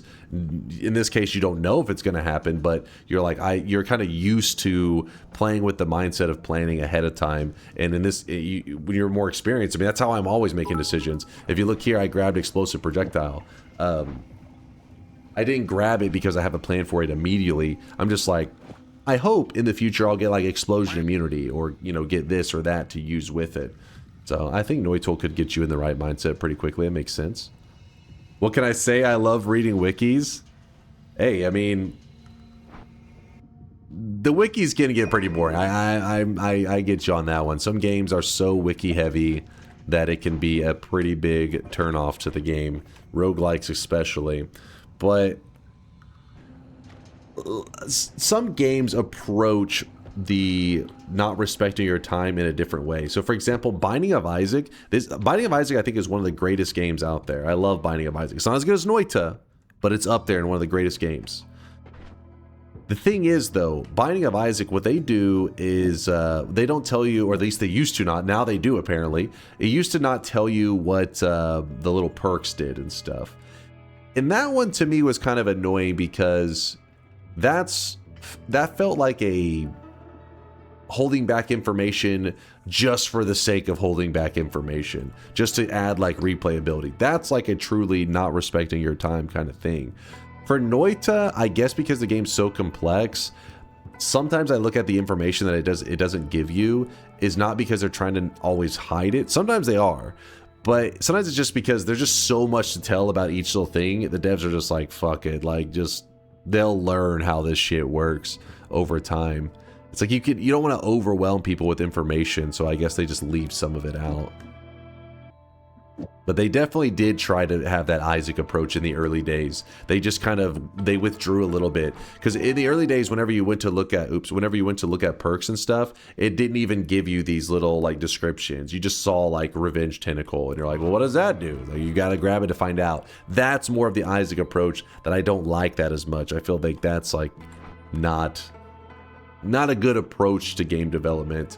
I understand why they do it, because your game doesn't have to be as deep if you just leave information out that's like, hey, if you grab this perk, your character now does half damage. Well, you're like, why would I ever grab this perk? It's bad. It's like, well, because you'll be deep into a run and you'll see it for your first time and you'll say, what does this do? You'll grab it and you realize it was a mistake. So you'll know for the future, hey, I don't want to make that mistake because it ruins the run. But for a game like Noita, where there's already a billion other things to figure out, you don't want to run thrown into the garbage because of like, oh, we didn't let you know that it was actually a terrible, terrible idea. So for the most part, they tell you a lot of stuff that, you know, give you a general idea of what you're working with. Discovering items was half the fun. You thought so? And and I guess it just comes down to the individual, I guess, then. Because for me, I did not like that part of Binding of Isaac. Because Binding of Isaac already is a game that I can invest thousands of hours. I didn't need to have a run thrown into the garbage can because of like finding out, oh, this thing works in this very specific way that now it will ruin your setup if you grab it. And there's no undo. It's not like you pick it up and you're like, oh, I don't like this, place it back down. It's like, no, you're like, this is you now. You're fucked. The only real spell that is not clear in Noita is Chainsaw, not even memeing. There are still some information, like the explosive projectile doesn't, I mean, it gives you information, but you don't exactly know what to do with that information. And that's Noita's biggest complexity. Even if they gave you every single detail about this spell, people data mined Noita the very first day it came out. They knew every spell. They literally looked in the code. How was it made? And still, they were like, well, what do you do with this information? And that's where things get complicated, because you don't know how to utilize these stats. And that's what makes it fun. That's where Noita really is a fun game to discuss as a community. But with a game like Isaac, some of the perks, they're not that, I mean, most things are not that complex. It's just like, hey, this thing works, like it adds damage. If something's going to add 5 damage or something's going to add 2 damage, it should tell you these values, plus 5 plus 2. Instead, it's just like, ooh, something secret, and you just got to figure it out. Isaac fucks. Isaac is good stuff. True. Man. Dunk be like, when my favorite game does it, it's because there's too much information. But when other games do it, it's because they're hiding it for no reason, Kappa. No, because there's a big difference. I know you said Kappa on there, and that is a little bit true. Obviously, I give Noita leeway, but whenever I look at stuff like the explosive projectile, like look at this, it's got some stats on it. I feel like Risk of Rain Door's item descriptions very well. It gives you enough information to know what it does, but not enough to overwhelm you with numbers. Although the numbers can still be easily found. Yeah, I haven't spent a lot of time in Risk of Rain 2, but I do remember thinking that, like, yeah, it was kind of, it is tricky, right? How do you hit that sweet spot? Because the moment you just drop a ton of stats in front of a player's eyes, their eyes just glaze over and like, oh, this is one of those games for people that like love making Excel spreadsheets and all that. And you're like, I'm not really looking for that. But at the same time, you don't want to leave it so vague that it ends up being like, oh, it's a mystery. You ruined your run out of a mystery. But yeah, so Risk of Rain 2, apparently they did it great because, I mean, it's one of the most popular roguelikes out there. But Noita, I feel like, has to walk it's tricky. Because when you look at Explosive Projectile, I mean, look at this. You're seeing these stats and you're like, well, what does it all mean?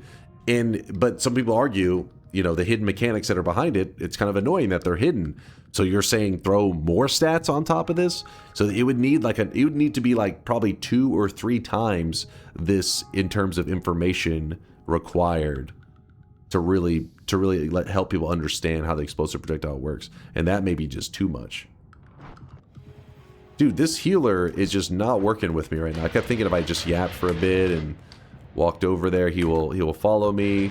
He is not following me. Come here, healer. I've been yapping and losing all my HP.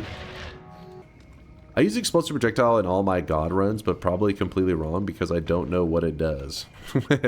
Wait, I mean, as long as it's doing big explosions, then you're done good. There. Oh, what the hell?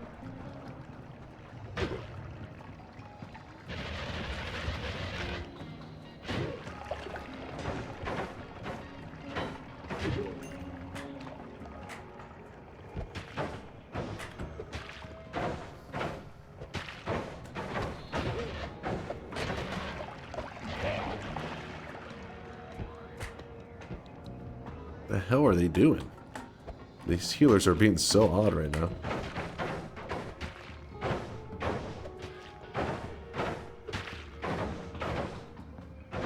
It is a healer party.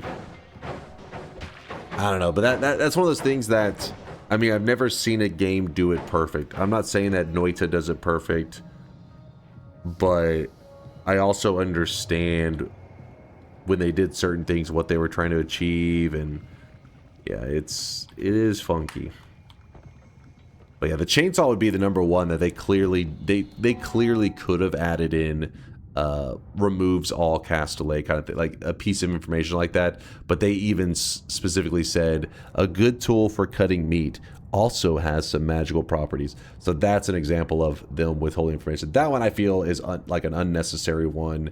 That is an example of, I would put it in the same as the Isaac probably realm, just for the, like that specific spell. But luckily it doesn't, like, you know, it doesn't ruin your run if you don't know how to utilize it. You just don't get to do as much as you could have. Get over here, healers. Get out of the way. Throw this up there, and then drop. Oh, he almost just died. It gives you the ability to rant endlessly. That's true. It's the most important property. I watched a streamer play Noita blind, and he figured out how to use chainsaws to make good wands, but he never realized what it actually does. That's funny. That pretty much describes a lot of the early days of Noita. That's pretty much how it went. In the early days, people started to, you know, figure out that the chainsaws were good, but we didn't know exactly, you know, what was happening. It just was like, hey, throw lots of chainsaws on there, and man, some of those wands go crazy. And so we would have all these builds, and we would think we're understanding exactly what was going down, but in reality, we didn't know it. You know, we didn't say like, oh, whenever you put this here, it removes all cast delay. Like we didn't understand that part so much. Let's throw down the broken wand. Ooh, look at this. Ooh, that is a beast of a wand. Hell yeah. Alright, this is why you always take the broken wands to the anvil if you can, because sometimes you get a mega loot. Let's get everything sorted out. Also, I need to check the far right wall to see if there was a shop. And there is. Lucky us. Oh my goodness. Another add mana. Scripted run? It's not scripted. Oh, I didn't have any telly. I was walking over here. I didn't even get the telly. We also have a healer right here. So if we want to create another healer station, we can. All you got to do to create a healer station in this area is you use the fish. You drain out all of the water, which I can't really show you too well right now. Who would you rather make out with right now? Me or Adolf Hitler? What the fuck? What is this question? Well, Synthetron, get over here. We're making out. What if Hitler was a really good kisser? Gotta say, this is not the questions I thought I was gonna have to answer today. Wasn't ready for this. Alright, so the fish can no longer swim around. So when you kick the fish, PETA won't be happy about it, but get over here. Alright, these are his buddies. So he'll be like, oh, my friends, you hurt them. And then when he tries to heal them, you have now created a reliable healing method that you could use forever. So key is, don't let the fish die, but you do want to injure them by kicking them for 1 damage. Healer tries to heal them. If they're swimming around, it still works. It's just, it's very annoying because the fish are like all over the place, so it's hard to intercept the heals. And then from there, I'd recommend you like kind of trap the healer if you can. Ah, fuck. It's the wood's actually stuck in my character, which sounds really weird, but you know what I'm saying. He's like threatening me to leave. You see that? If I go over there, he's like, I'm leaving.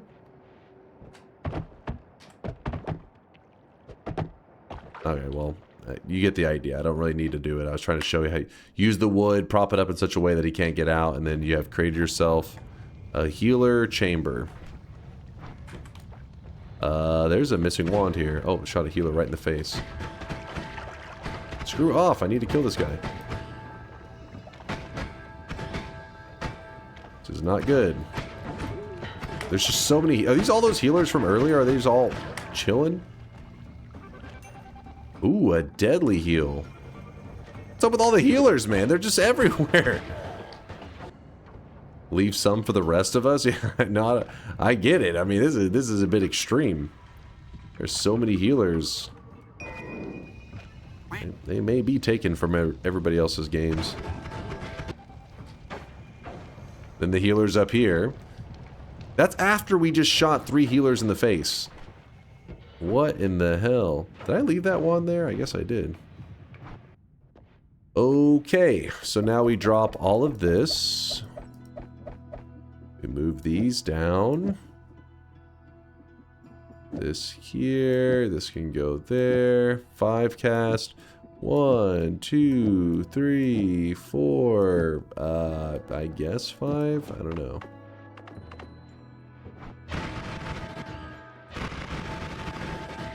That'll do for now. Is this the wand that had... Damn, there was a wand that had bloodlust. I must have left it over in the fungal. That'll be nice because I can use it with this deadly heal later. Oh, there's the other music note. There you go.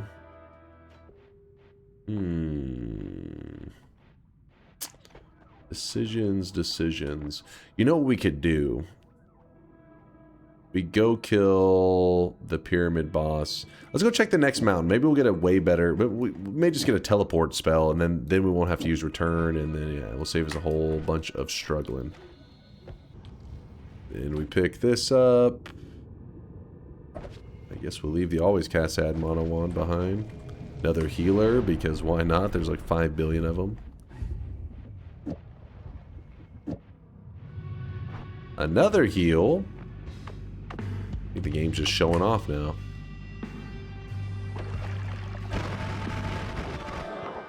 Look at those cool blue nuggets.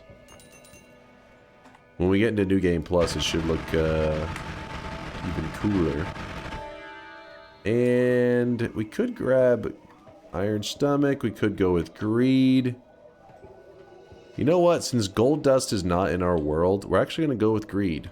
That way we can stack up gold. Add something electric to the wand since you are electric immune. I mean, the thing is, we're not explosion immune though. So if we have this on here, then like, yeah, we can swim in water and it doesn't hurt us.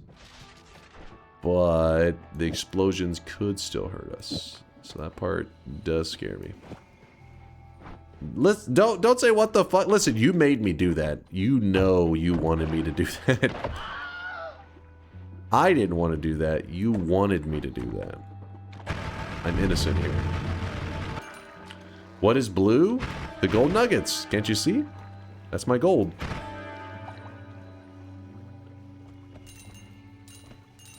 It'll become more obvious whenever we get to the new game pluses because the enemies drop significantly more gold. So whenever we kill them, it should just be like all this kind of bluish gold just kind of pouring onto the ground.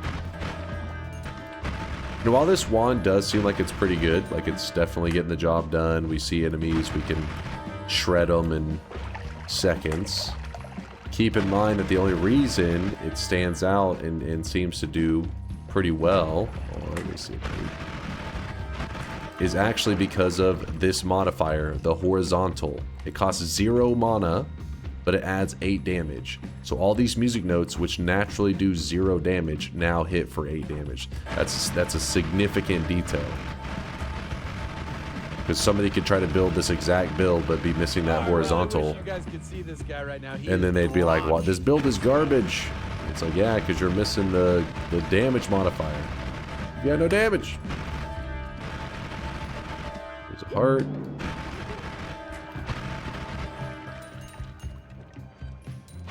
Is a healer, but I don't have the pheromone on me. I should have scooped some up a long time ago. Would have been smart. Oh my goodness. What is going on? Yep, it's dragon o'clock. And we have melee immunity, so normally with the dragon you have to be very careful, very scared. But in our case, we don't really have to be that scared since even if he ran us over, it would do nothing. That is a shit wand though. I said I was just going to go to this area to check the mountain, but then I ended up going on a long journey. Checking out everything this area has to offer, and it has been okay. It's been mediocre. The character's actually stuck now. I just phased into the wall. Cool.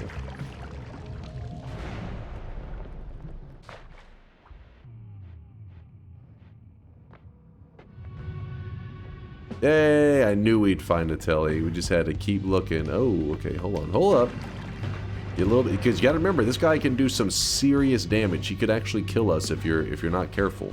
So that's why Ambrosia is such a big one to find, because once you have the Ambrosia, you can be like, ah, the Ambrosia life. Get out of here. Get him out of here. That's... I also want this. I really don't want anything else from there. Actually, you know what I just realized? Because I am stupid. Infestation! I wasn't even watching. We have an infestation.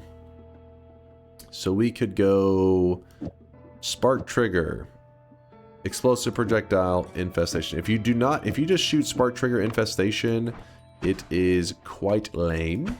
You see it doing 10 damage, 7 damage, 9 damage. There's these little dots that kind of bounce around. But what is awesome is that if you put an explosive projectile on the infestation and you shoot it, you go from doing 10 damage to doing 1,900 damage. And now you may be afraid. You may be like, oh shit, but those explosions, which they normally can be pretty scary. I get you. But on the infestation, the explosions actually don't harm the player. You can get small amounts of damage from the infestation little specks. That's because the infestation on its own naturally can do little tiny little specks of damage. We're talking like sometimes even less than 1 damage when it hits the player. It just barely. Same idea once you have this on there. Still tiny specks of damage, but the explosions do huge damage to the enemies. So we can rely on this for a bit. If we spell wrap the add mana at the beginning, and we move like all of the add manas there,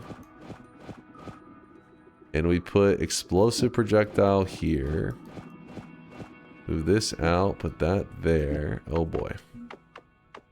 How are we looking? Is this safe? This should be safe. As long as I don't run out of mana, it should be safe. Okay, we gotta move one of these over here. Too much castaway. So because of the horizontal though would add damage to the infestation, which I think could hurt us kind of bad. Let me test that real fast, see how bad it hurts. I mean, it should just... I shoot that.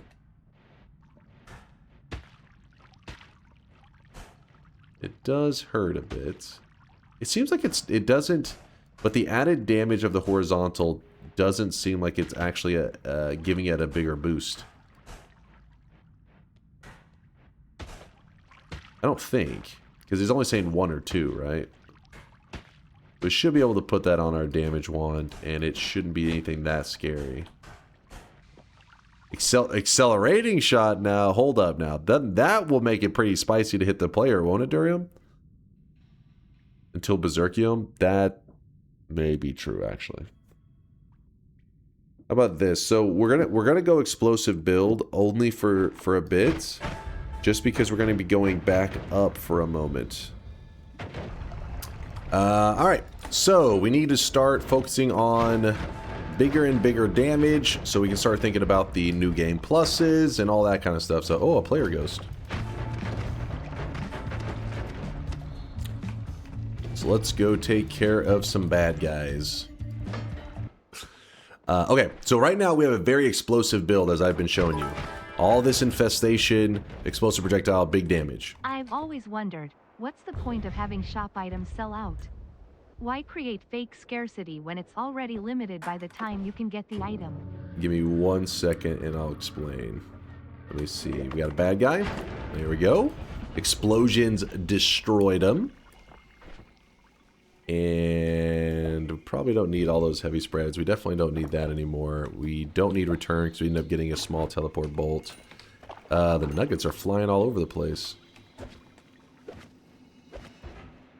They're not NFTs. All right, so Jin, whenever I'm creating stuff in the channel, I always have like bigger plans in my head, like of future things I want to do with it. And I remember when I first created the DunkBot system, it was me on my own because, you know, it was a small streamer, maybe like 5 people watched me. And then Noita came out, and so our community started to grow. And so Solar was like my first, I'd say like programmer, community member, a community member that was a programmer and actually knew his shit really well and was interested in how I did stuff, right? So that means he was like, how did you make this? How'd you? And because he's an actual real programmer, unlike me who just copy paste things from Google, means he was going to be very critical of my decisions that I made. So he was asking me some questions, and I was showed some of my systems, and he was like, what the hell? Like, originally Dunkbot was just like a sound system, for doing sound effects, that also had like little prediction system, basic stuff in it like that. And I used the Unity engine to make it happen. And he's like, why the hell would you use the Unity engine to make, just a sound effect? Like, this is like a basic ass bot. You can do this like with something that you don't need a game engine to do all this. Like, game engines are meant to simulate physics and all this other crap, but in reality, you're just playing a sound effect. And I said, because I've got plans, right? I told him I got plans. And so eventually he says, okay, well, what are these plans? And I showed him, what I was planning to make. And I remember he was like, let me show you how it's done. That's when I found out how good of a programmer Solar actually was. I was like, holy shit, this guy is pretty crazy. Because pretty much my idea, I was like, oh, I'll be working on this for a couple months. And then he was like, show me what you want to make. And like in one day, he made the entire thing that I was trying to make, which was like the whole cosmetic system. And I was like, this is awesome. And then, so then whenever we're making the system though, I was like, hey, we need to have limited supply on every cosmetic. And he's just like, what? He's like, why? And I was like, because I got plans. And then he's just like, I guess, all right, whatever. And so those plans, so I'm always working with the next step in mind, but the best example I can give you is if there's a door with a lock on it, right? In real life, picture a door with a lock on it. And somebody says, how many people can go into that door? It's like, well, every person that can go in that door has a key to that door. So how many people are there? And I say, okay, well, I want 5 people to be able to have access to this door. So how many keys are you going to make? You're going to make 5 keys. Yes? So that is the thought process, is I need to know how many of each cosmetic exist and control it is the idea. That's not an NFT. An NFT is literally saying that you own an image, like you have some kind of digital ownership over an image. It's not the same at all. What the fuck are you talking about? Market manipulation 101? No, it's okay, there is a little bit of market manipulation going on, but that's not the intention. The intention is for fun stuff. It's meant for fun things. It's just the next step has taken years to make. Years. And this is with Solar's help. The guy that I told you is like a gigabrain. With his help, it's taken me forever. Look at the grin on his face as he explains he doesn't know it's a scam. No, it's first off, for something to be a scam, you have to have spent money on it, all right? There's no real money being spent, you motherfuckers. It was a system made for our channel, meant to be something fun. Your time is money? All right, maybe you have spent some time on it. So will Dunkbot 2.0 have a server it connects to? Yes. Not only that, it has multiple servers. It has a fucking login server. It's complex. Like I told you, I look at it now and I'm just like, Jesus Christ, what have I done? But it's too late. There's no turning back now. No, not complex. Complex. Been buying a lot of NFTs, and I'm joining these complex works. These people talk about like they're broke. Like I can tell they're just broke. They're broke. All right, so we got the Omega. Now we have infinite black holes, and they go fast. If anything, probably too much accelerating on there, but whatever. All right. You do realize you released Dunkbot 2.0, you will kill one of your viewers' most beloved memes.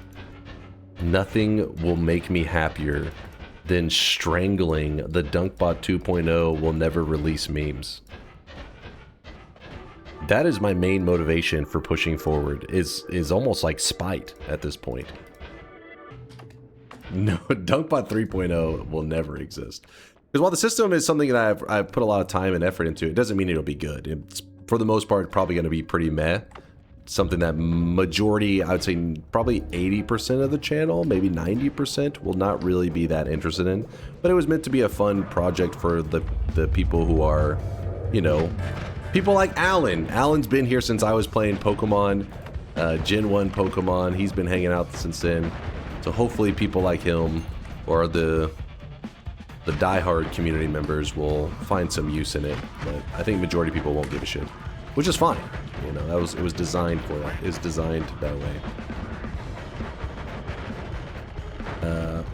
Eat shit, daddy. That's your response to that? What the fuck, Alan? Mods ban him. He'll never get to see DunkBot 2.0. Homing and Nala. And that will happen Q1 2026. Yes. Yes, it will. Yes, it will. I mean, come on, guys. We've had some issues. There's been some bumps along the way. This is true, but we're getting there. Is this door thing a metaphor, or was my personal rooms at DunkBot 2.0 guest spot on? Wait, what? My personal rooms at DunkBot 2.0 guest spot on? The rooms? Not, like... It's hard. It's... You'll just have to wait and see. But here's something you want to see right now, chat. Watch this. This is the gold room, yes?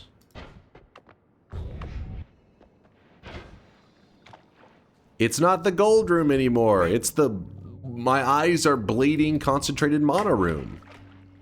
Because all the gold dust is concentrated mana. So no DuckTales or DunkTales today, I guess. You can't handle the DunkTales.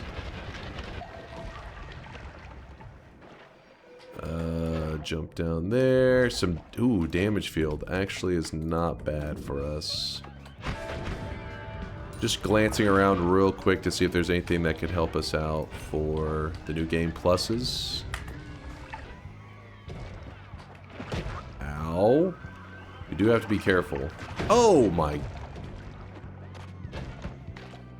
Alright, alright. Kind of scary, kind of scary.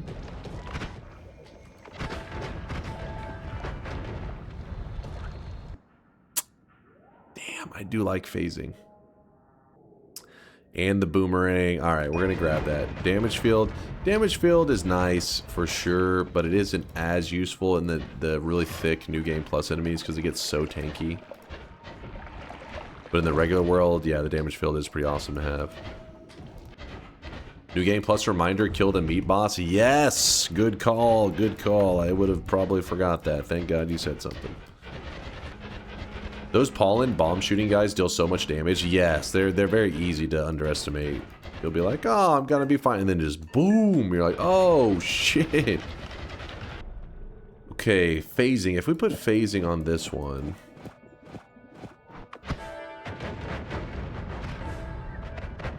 kind of a weird one to have phasing on. Screw it, let's do it. If we use Healing Bolt, it's going to be so slow to heal right now. Tuco, why is it blue? Wait, did somebody ask why is it blue? It's blue because we did a fungal shift and shifted our gold material into concentrated mana. So gold nuggets stay, but they take on whatever the new material is. So concentrated mana, they take the color of concentrated mana, apply it to a gold nugget, boom. Alright, keep healing up. Oh, Tuco from Breaking Bad. Okay, I was curious where you guys were going with. Okay. Why is it blue, though? Yes, I have seen Breaking Bad. It's been a while, though. It's been a little while.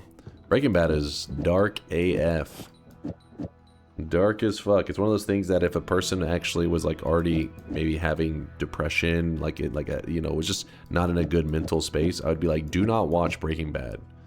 It will only depress you more. But it is damn good. I think that's part of what makes it good, right? If it actually would affect you on like an emotional level, it means it's a really, really damn good show, even if it's not always a positive feeling. Only depressing because Skylar is a turbo con.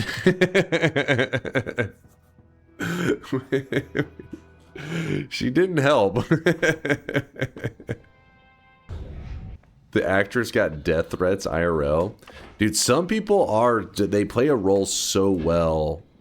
Yeah, like people start, that's how you know they're a damn good actor and this show is good. Like whenever I was watching Game of Thrones, what's the name of the little blonde kid that was like king? Dude, he was so, like, if I saw that dude in real life, it would just make me angry. Joffrey, yes.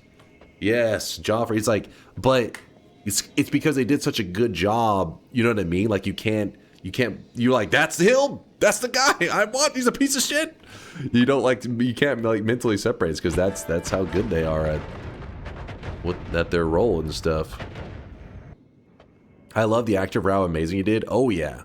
Oh yeah, like if you're, like I said, if it does something to you emotionally, even if you're like, I fucking hate that guy, that's like the ultimate goal as an actor, right? Is that you can strike something emotional in people, whether that be love, hate, whatever. It's because it means like they're not. If you're ever watching a show and you know you're really well aware, hey, I'm watching a show, then they're fucking up. You should be like, I'm watching. This is their life. This happened. This is real. Then it's like, oh shit, that's good actors. The dude is a fucking monster. Yes. And the thing is, it wasn't like they had like a one-off of like a guy that was so dislikable. They also had that Ramsey dude. That guy that played that too. I was like, oh my god, this piece of shit. They were so dislikable.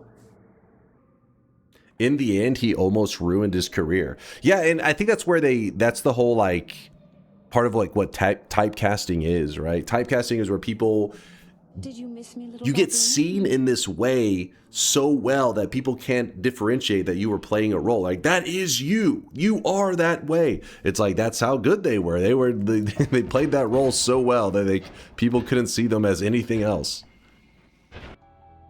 All right, move this here. This bloodlust will be really helpful. It kind of sucks in some ways because let's say we want to, let's drown ourselves for a moment. Look away for a moment, chat. Quickly show the seed. Sure, right there. Only Tim. There's also one story of a woman seeing Gus Fring's actor on a plane and being scared as shit. So I get on the plane, I get up to go to the bathroom, and there's a woman waiting there, and she glances over her shoulder, and she hits the wall. She just hits the wall. And she's kind of looking at me, and her whole body language is like, doesn't want to get near me, and she kind of goes, you can go. And I just went, no, you're in line, go. And then I got the whole thing. I looked at her, and she was terrified. They're like, oh my god. Nobody knows it. I've seen the documentary on this guy. I know. He's dangerous. So what younger and better looking actor would you choose to play yourself in your biopic? Well, first off, younger is something unreasonable because I'm already like really young, right? So let's prioritize looks and acting ability. So, I mean, there's only one person that can really achieve and pull off me. We're going with Brad Pitt. That's it. That's the only choice. I mean, nobody else is going to come even close. Danny DeVito? Oh, come on. What? Terry Crews? Oh yeah, we got this. Me and Terry got the same build going on, you know, probably the same workout, you know, schedule and everything. I agree. All right, boomerang on Deadly Heal. So this is good, but the issue is when I go to shoot this and boomerang it into my character's face. Well, hold on. It does nothing. Because you got to remember, Deadly Heal has to hurt you before it can heal you, or at least try to hurt you. So what you could do, you put the Bloodlust on there, you shoot it. Watch my health bar, it's going to jump down for a moment. Boom, and then the heal kicks in. So we used up all of our Deadly Heal charges. The only thing that we have right now to duplicate stuff that when it runs out of charges is Omega. Omega, what it will do is it will cast 2 of the Bloodlusts. So that's 66 damage plus the 30 damage from the deadly heal. So 96 damage to then heal ourselves. So it's going to hurt pretty bad before it heals me. So if I get to too low of HP, if I try to heal myself with this method, I will just straight up die before the heal works. So the way we could avoid that, so let's pretend that I was at like 10 HP. What you would do is you're like, all right, well, I can't heal myself because I'll end up dying beforehand. You'd put a little bit of ambrosia on yourself. Well, a little bit of ambrosia on yourself, and it blocks all damage. So it still tries to hurt you, and then the heal, so you don't take the pain, but you get the healing effect. That's a way you can get around the scariness of the bloodlust. But we'll worry about those details later. I just wanted to point it out so that later, whenever I do the build, nobody's confused. Oh, I still have a full health sitting there. Oh well. What is the most efficient way to use the normal healing bolt to heal yourself? Piercing. Because the heal bolt, whenever it hits the player, it's going to deliver the healing effect, which is pretty minor. That's why you tend to not see people use it that often, because you have to, once your health bar gets really high, if you're healing yourself in like 9 HP at a time and you have 10,000 health, it's going to be like heal bolts forever. But if you put piercing on it, it'll pierce into you, letting you accept the 9 damage many times. So one healing bolt could heal you for hundreds of HP. Wrong, copy mage is more efficient. That is true. Infinite healing. Wand homing. It's all pretty garbage. Please don't collapse. Thank you. Heading down, heading down. There's a heart mage right there if we want to try to amp up our HP real quick before... Oh, there's a... Holy shit. Oh, shit. Sure.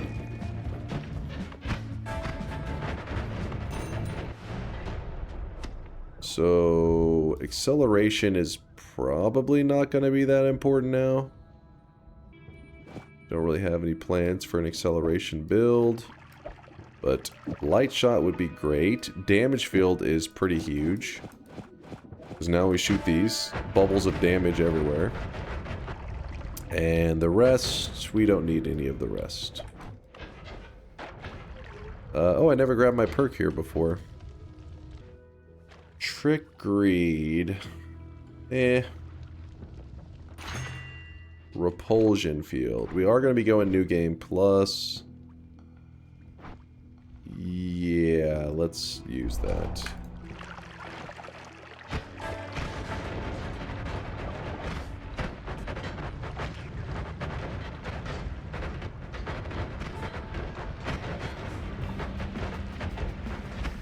Apply the Nala. We need like a way to wrap the add mana, and then we can do a Nala on the teleport. I would like that.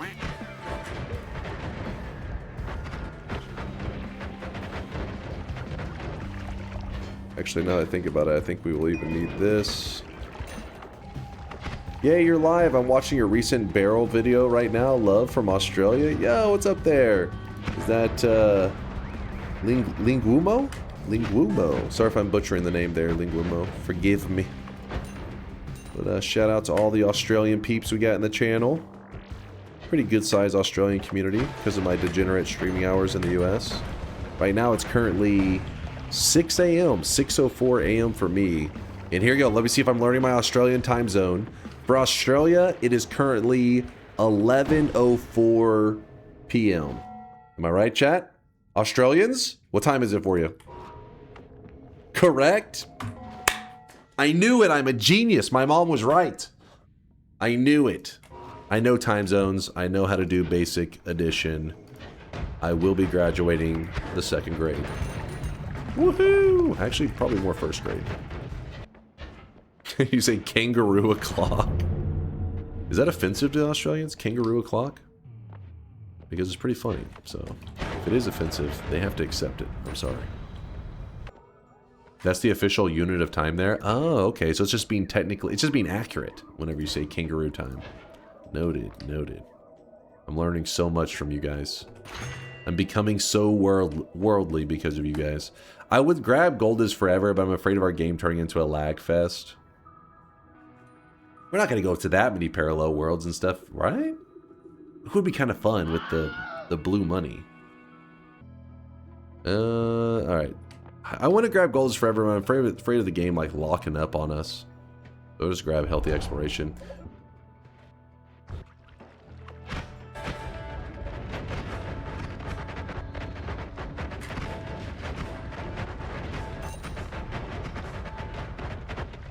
Well, I feel like we're pretty strong right now. We're in a good place. I have not gone to a parallel world at all, and I feel like maybe it would be kind of special to keep pushing forward without using any parallel worlds until it's necessary. Maybe that'd be kind of cool. But that also may just be screwing over the believers, because I could get myself in a bad place thinking that way, you know? Kill the Master? Yes, I still have to kill... Yeah, probably kill the Master of Masters and kill the Meat Realm boss. I do like the look of the gold. It looks cool, but I guess it's because I'm used to the regular gold. Because obviously regular gold is probably more clear visuals. Just nice seeing something different. If it starts lagging, could you perk remove in New Game Plus? Also Meat Boss. Yes, I do need a Meat Boss. Wait, I forget actually. New Game Plus perk remover. Let's see. No, you cannot, I guess. Unless it's... Wait, for some reason I feel like it's like in a different spot. Is it in New Game Plus? Okay, Latali says you can. It's in the Snowy Chasm. Oh, right here. Thank you, chat. So it is a New Game Plus, just a different spot. I feel like this was something that you guys taught me a while back, but I don't know. Maybe in my whole time in Noita, I used the perk remover several times, but in New Game Plus, I feel like maybe one time ever, maybe. It's something I like never have done. But yeah, it is there. It is there. It's a New Game Plus chilling at the bottom left. You used it maybe once. Yeah, let's always like, yeah, you never use that shit. I feel like most people don't though, right? Like who the hell's going into New Game Plus having to use the perk remover? It's such a specific, like, I don't know what kind of run you'd be on to need that. Blue nuggets, it's just a fungal shift. We did a rare fungal shift where we got to shift gold into concentrated mana, so they look like blue nuggets. Right now, the enemies that I'm currently killing are not very strong, because you got to remember, the more, oh my god, the more health that an enemy has, the more gold they potentially will drop. So what I'm about to do, most people are going to say is stupid. And if I lose in this run, people are going to be like, you are stupid. But I want to go with the more fun option, which is the exploding corpses. Hear me out. Listen, listen. If I go with exploding corpses, we have electric immunity. Yes, the saving grace is the smarter decision, but I can throw the electric arc onto our build here, and I shoot it. I love it.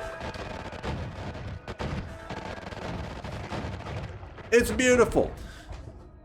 But if I didn't have explosion immunity from the exploding corpses, I wouldn't be able to, I would just die. This would just kill me. Wow. But by having electric immunity and explosion immunity, we are safe. Besides a little bit of fire damage from time to time. Could be nice. Your HP says otherwise. Yeah, we'll hopefully we don't get punished for this. So now I do have some other things that I could run here, but we got to get the ad mon. I mean, this is it's a must grab situation for us. This also means that we can put the Nala here. It's called Noita, and it's art. All those tentacles, is that what your chat's focused on? One thing. Tentacles. I'm going to go ahead and kill Kolmi now, just because we are going to be going into New Game Plus. So I would like to just hurry and get this part of it's not going to be the challenging part. So let's get it out of the way while we can.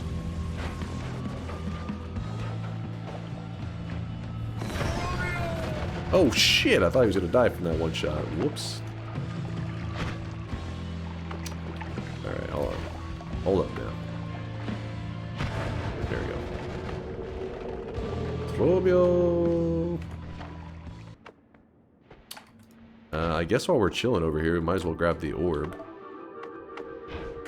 Because we're going to need 5. You need 5 orbs to get to New Game Plus.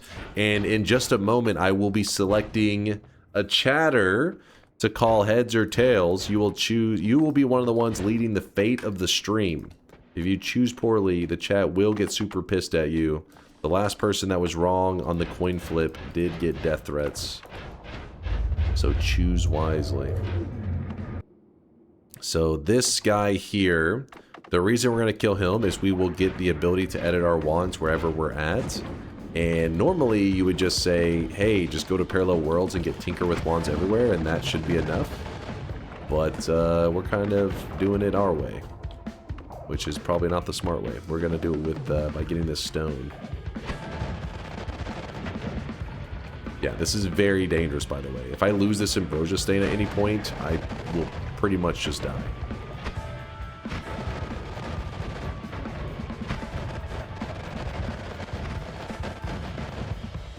Okay, I need this Ambrosia stain. Oh shit.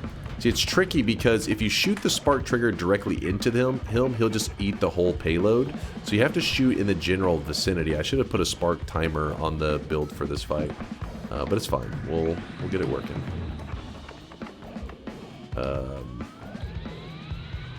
Okay, a little bit of Ambrosia.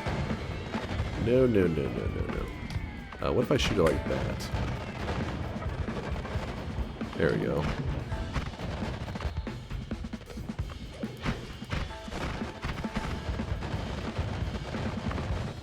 Damn, I hate this fire on me, man. I'm about to just Ambrosia fly into him and just blast him. So the thing I'm afraid of are these orbs that he has. They do bleed a ton. So you gotta make sure you don't give them the opportunity to, like, spew blood onto your character from the electricity and everything. Because it will wash off the Ambrosia and then, you know, you'll die. Put this in the #1 spot. How about that? Let me wait out this effect real quick. Wasting all my Ambrosia here.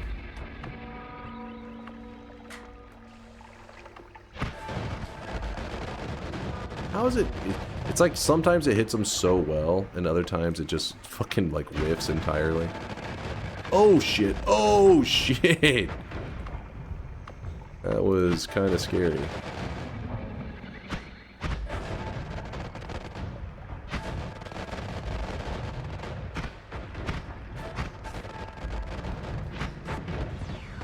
He shoots poly shots, so I'm trying to like not have him line up just right here.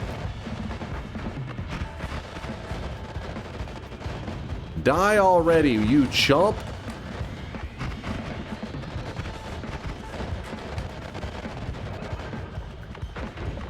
Okay. He's being a bit obnoxious now. Oh shit, oh shit.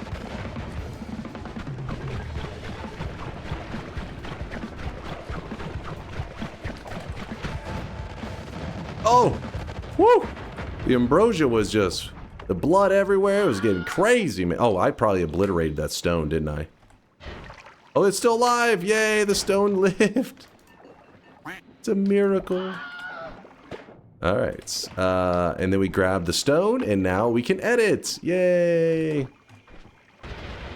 Yeah, we still gotta kill the meat boss, we gotta grab one more orb, and then I'm trying to decide on what to do about our... and like our heal situation. Alright, let's do this. We'll shoot this to the right. We will jump into the top right portal. Then dig down. Oh shit. Don't kill me.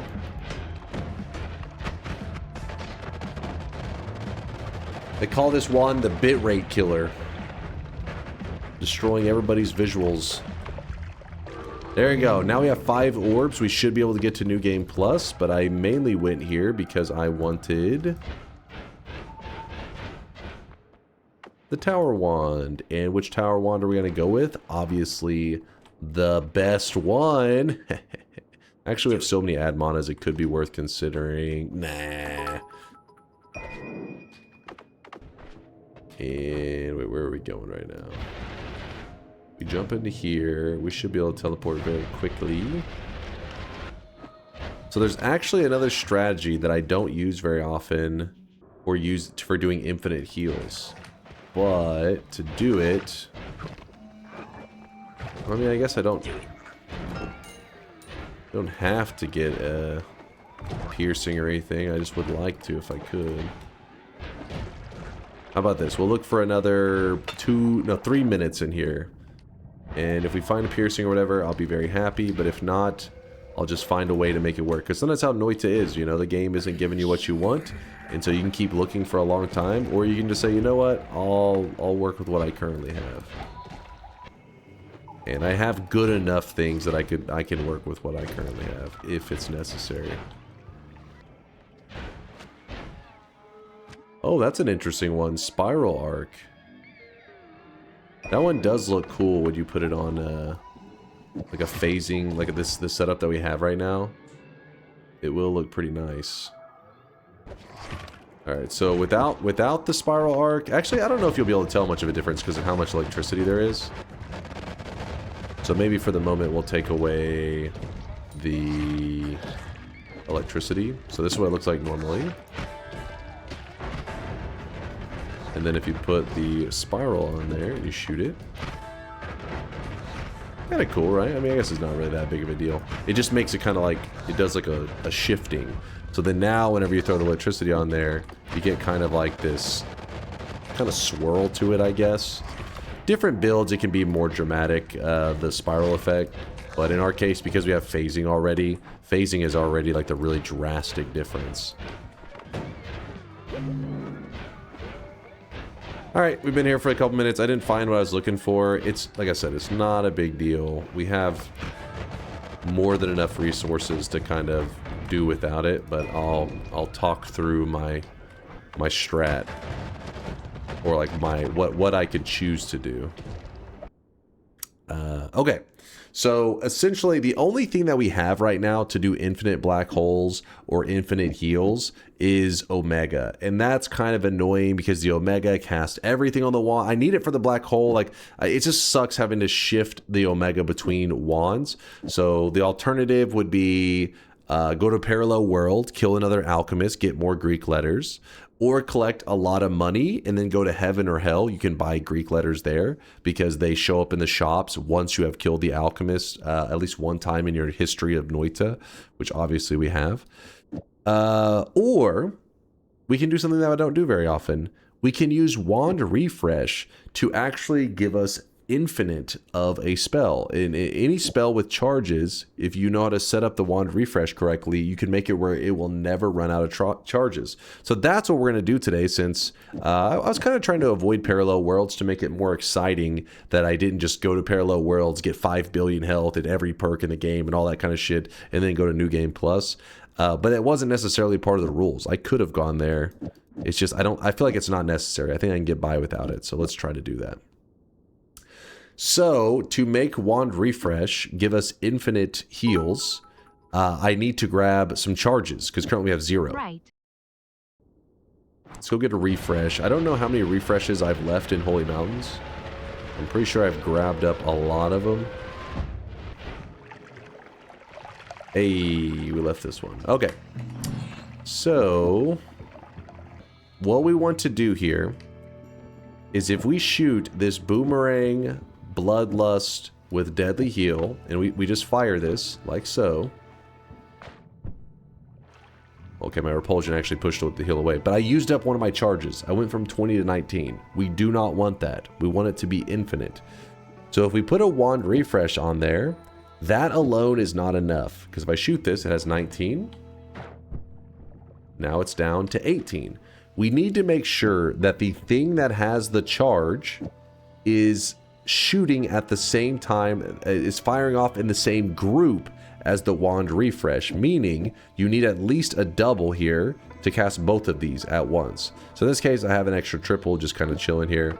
So when I shoot this, as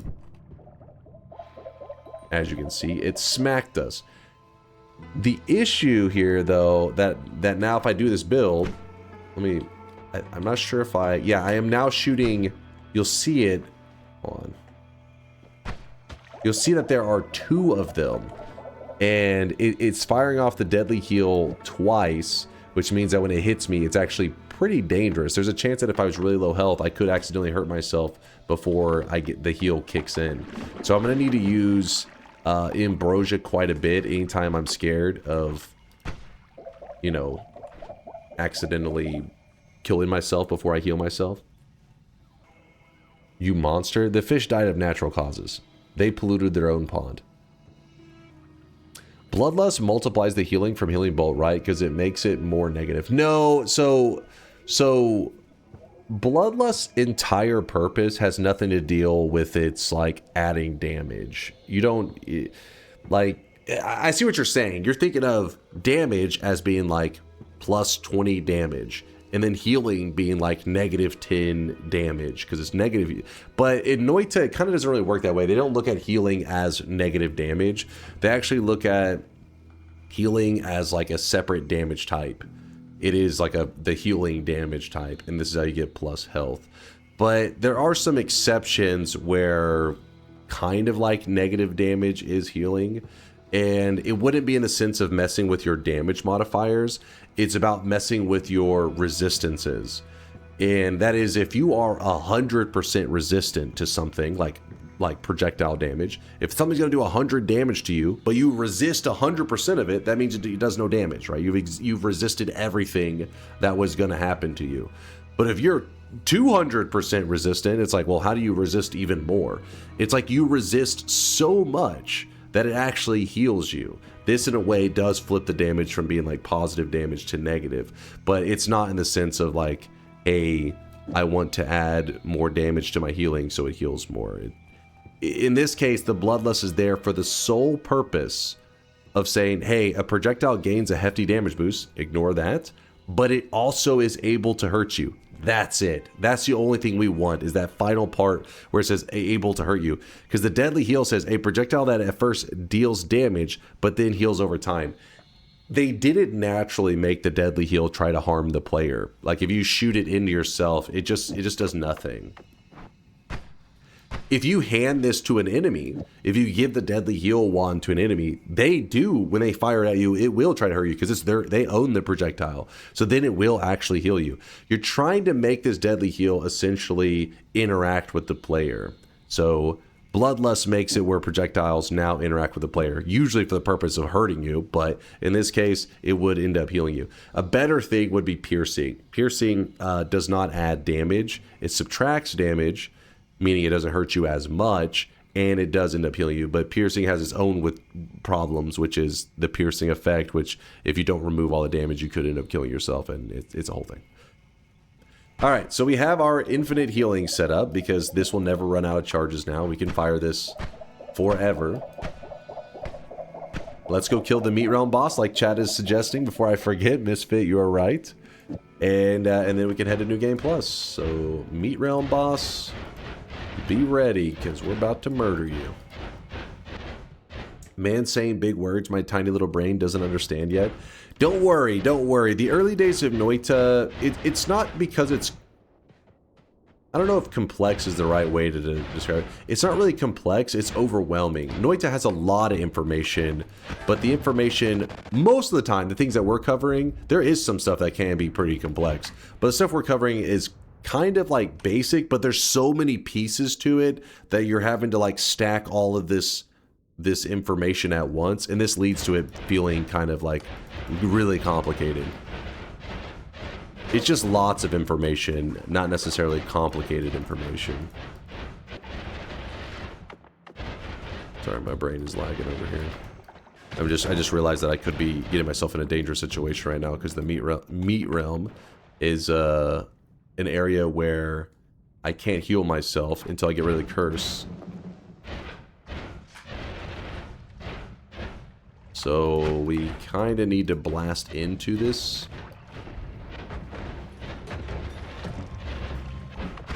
Oh, come on. Oh, come on. There we go. Whew! The curse has been lifted. That definitely got laggy as shit.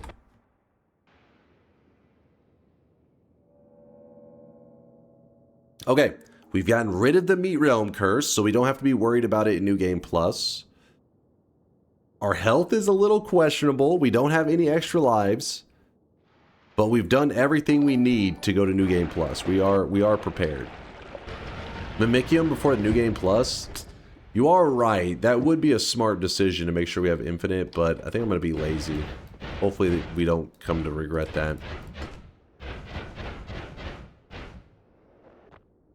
Press E to enter New Game Plus. We're here. And now it's time. We've gone into the first New Game Plus. Now's where the challenge starts to get a little spicy. And that is, do we have to go to the next New Game Plus? Let's find out. I'm going to choose a chatter, and I need a chatter to, I'm going to have you select a coin flip in a moment, or a calling heads or tails. Let me just get that,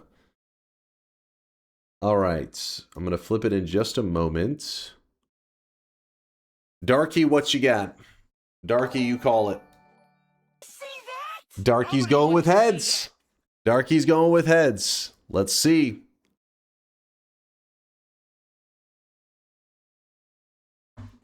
You did good. All right. We have to go to New Game Plus Plus. We got him. We got to start collecting. We're going to New Game Plus Plus. So that means I will need 6 orbs. So in New Game Plus, or just New Game, yeah, any of the New Game Pluses, the map starts to get shuffled around. Explain chainsaw wrapping as well while you're at it. Oh, hilarious. And yeah, so it's going to make for a kind of a spicy adventure if these New Game Pluses keep going. This is where you would like to have all those extra perks and everything to give you a little safety. Oh, I just realized if we keep running the electricity, I think it's too much explosive damage. I don't know if we even get to see the gold afterwards. I think it just destroys the gold. Yeah, it does. I wasn't even thinking about that. Yeah, it immediately destroys the gold as I make it. Okay, in this case, let's go ahead and shift away from the electricity just for a bit. Oh, the exploding corpses also obliterates the gold. What? Luckily, some of the other enemies in the late game drop so much gold, the exploding corpse won't be able to get rid of all of it. But still, that's a little bit sad. Time to use the nullifying altar? No, no, no, no. Don't worry, don't worry. Some of the enemies late game will drop so much gold, it'll be fine. Right now, I'm looking for an orb room. The orb room should be somewhere around here. Actually, it went way over to the side. I didn't realize I went that far over. Oh, there we go. Found the orb room. And again, whenever you're in New Game Plus, these rooms like move around, so you don't really know where it's going to spawn. That's why you have to do some searching for it. I know the general area, but you don't know the specific spot it's going to be in, and that can be dangerous.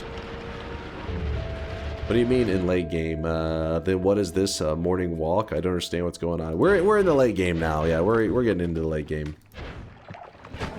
Just we're not exactly like, you know, true god mode or anything like that, since we didn't grab all the perks that you normally would, and there's definitely a lot of dangers for my character at the moment.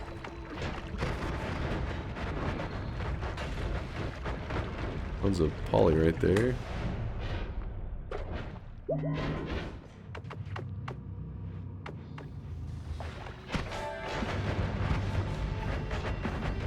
Get over here. I'm going to roll this. Garbage, man. I guess I'll grab Beard by Worms just to keep the enemies away from me. One of the things I have to be a bit concerned about are swappers. Swappers can cause some problems for us. Oh, that was a swapper. Alright. Run over here.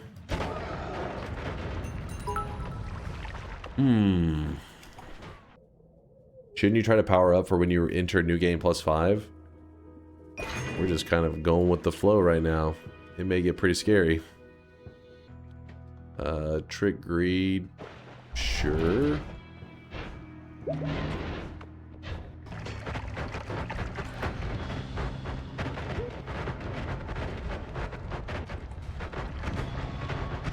This is definitely a bitrate killer one, there's no doubt. The next area, though, should be where we get a good look at the blue gold, I think. Let's see. Do I look like I know what a JP is? Need somebody who's beefy enough to drop some good blood money. Does exploding corpses always destroy gold? Or No. is it because blue gold? Also Yeah, read bl- a battle it's report. because of blue gold.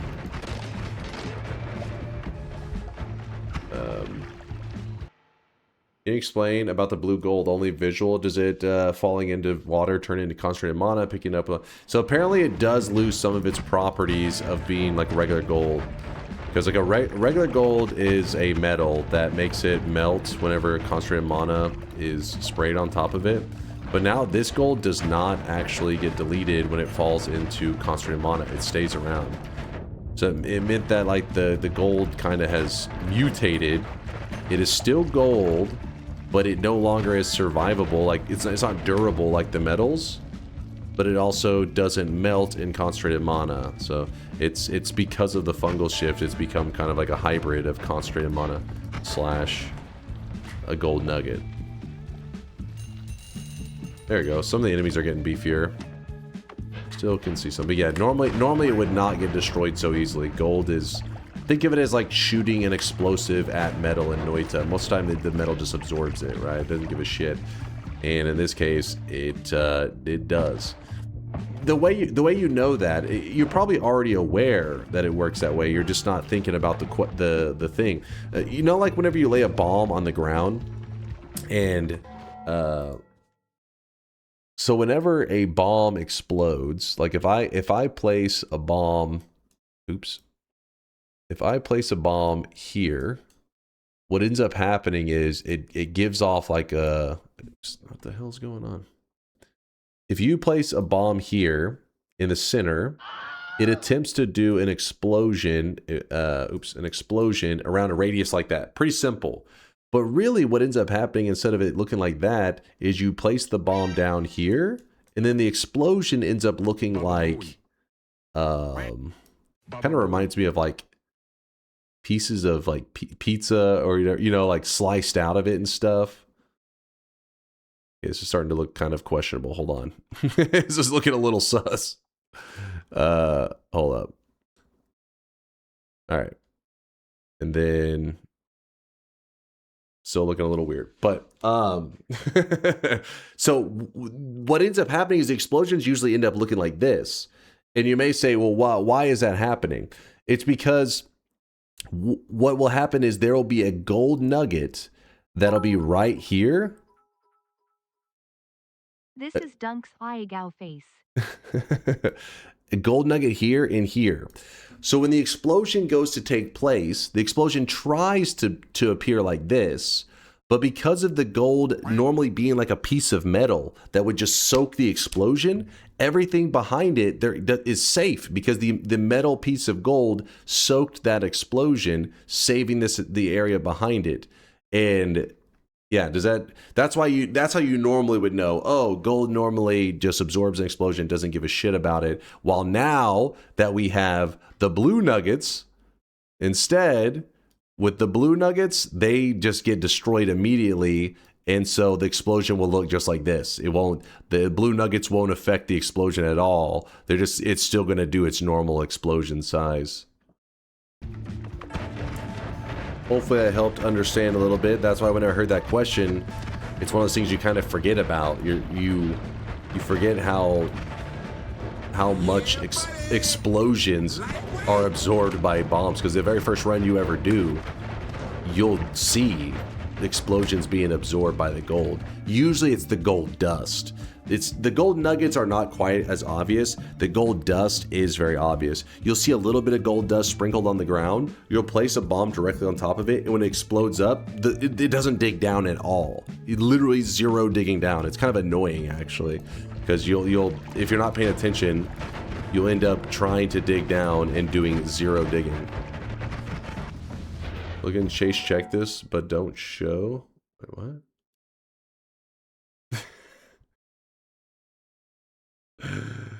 What?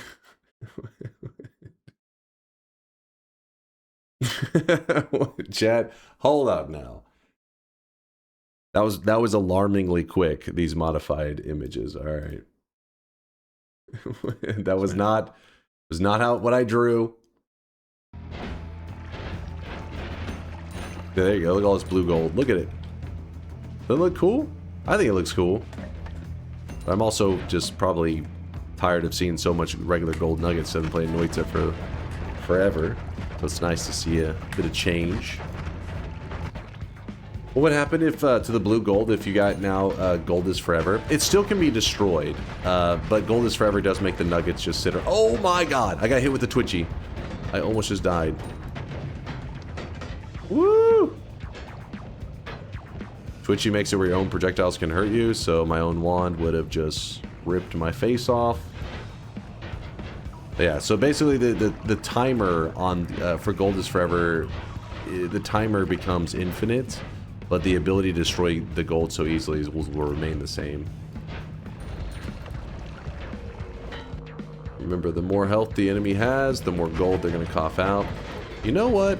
We may end up switching over to a miss build here in just a bit. Oh shit, please don't kill me. Grab one more, I guess. Just in case. Probably going to switch over to a miss build, that way our lightnings, because, oh shit, we're going to need that lightning build to sustain damage. Even though it is going to be very destructive to the nuggets. Oh shit. My water flask became concentrated mana flask. So then I wasn't able to put out the fire. Could you have used Mimikium? Do you know what the attributes get transformed to the gold with that? I'm not sure of all the details, but if you want to know on the visuals, like how it would look to... Oh, there's Tinker right there. Nice. How it would actually look visually. Usually the way the flask looks when it's holding the material, that tends to be how the nuggets look when they have the material in it.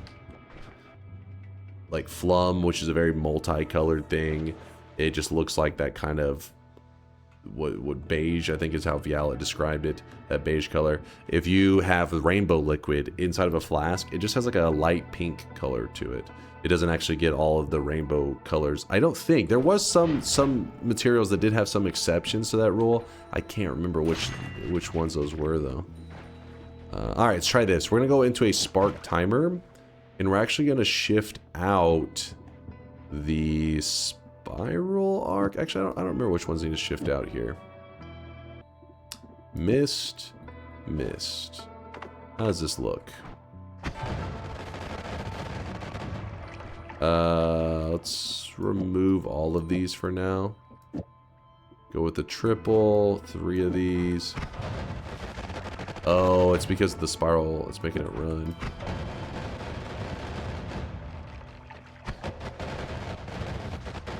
We could get rid of the phasing. Let's see how I feel about this.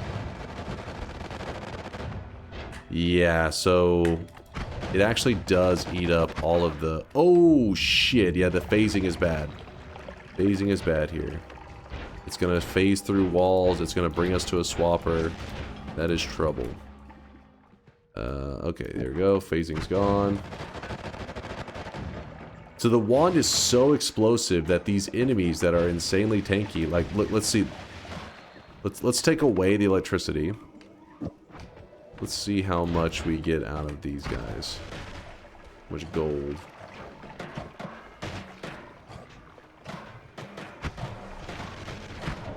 There you go. See, that's a more clear look at how much we should be getting.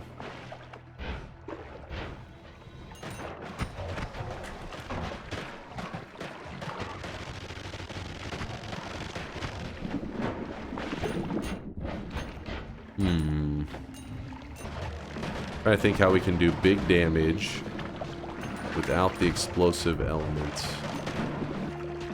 Why the mist? I was just trying to do something that was going to hold the damage onto them, since we didn't have like the greatest damage modifiers right now. But we could swap into like these music notes with the damage modifiers. That is very possible.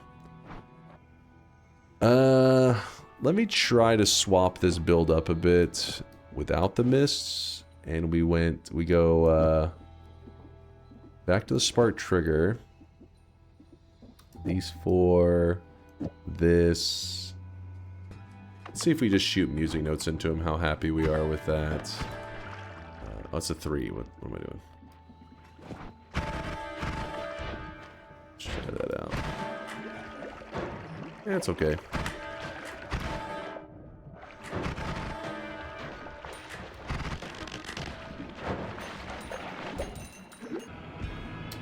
Do not your immunities protect you from twitchy? They will, but you gotta remember that if you have lots of projectile damage on there, that's the part that you will be screwed by.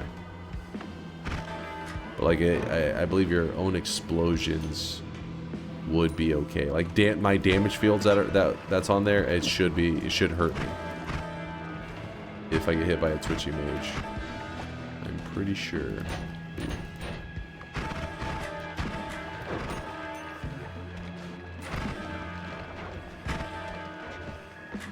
Yeah, look how easy the gold gets. Like, some of the projectiles that enemies are shooting actually end up deleting some of the gold nuggets. Ooh, Saving Grace came back around. Really? That's actually really big for our build. Damn, that thing hurts though. Wait, I'm at 827. If I heal with this method... I heal 3? Wait, is that accurate? Hold up. Wait. I'm at 830. Wow. I heal 2 HP. 2, it's like it must be a decimal. It must be like 2.5 or some shit. Wait. That's so annoying. It means that we have to use ambrosia if we want to use this healing method. Hopefully we'll find something else soon to help us out with that. Okay, now actually we could go to hell. Oh fuck, we don't have a freeze or anything on us, do we? Can you use a normal heal bolt? Yeah, but it will be pretty slow given our current like method. Will take a little bit because I have a regular heal right here. Let's say I'm missing some HP.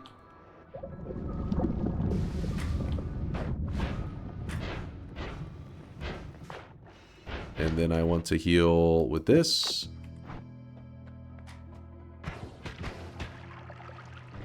I forgot to remove that.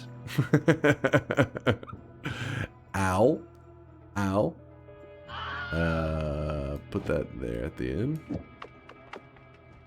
I have no other damage on this, right? Yeah, we're good.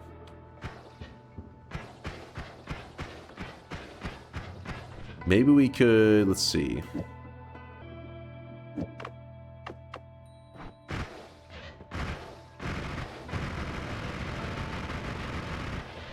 But if we put a quad there.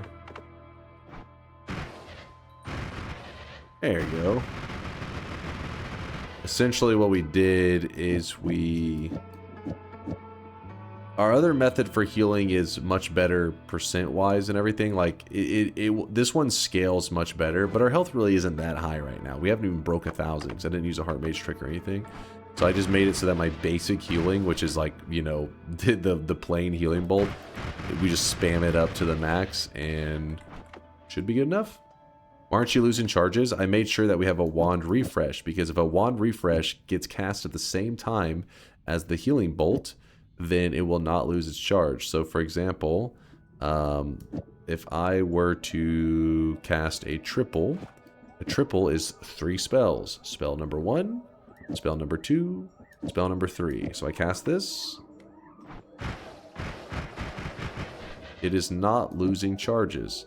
But let's swap that for a double. This is spell number 1. This is spell number 2. It does not reach the Wand Refresh. If I cast this, you'll see that it loses a charge every time I cast it now.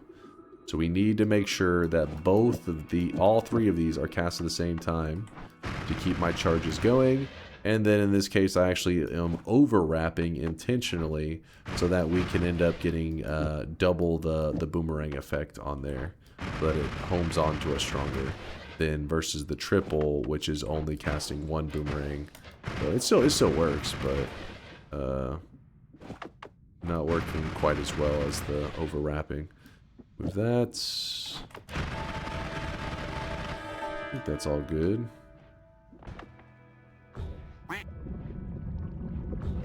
If I try to go down, I don't think I'm going to make it all the way there before that shit tries to kill me. I could fuse together our heal wand and our tele wand. Worth mentioning, if you put an add mana right before the chainsaw refresh, even if that's true, that is a really good point. Saying if you put the add mana here, we can make sure that the wand refresh never runs out of mana, so it always will fire off. The issue is that we have to deal with the additional cast delay. The issue, you could probably put it there, it's still fine, right? In that scenario.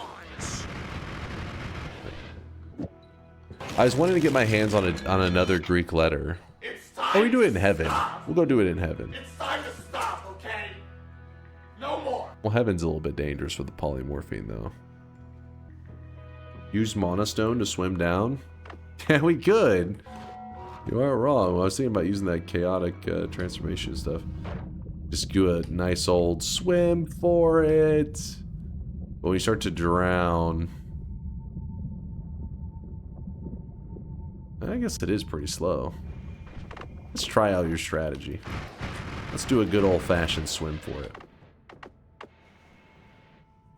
Swim for it!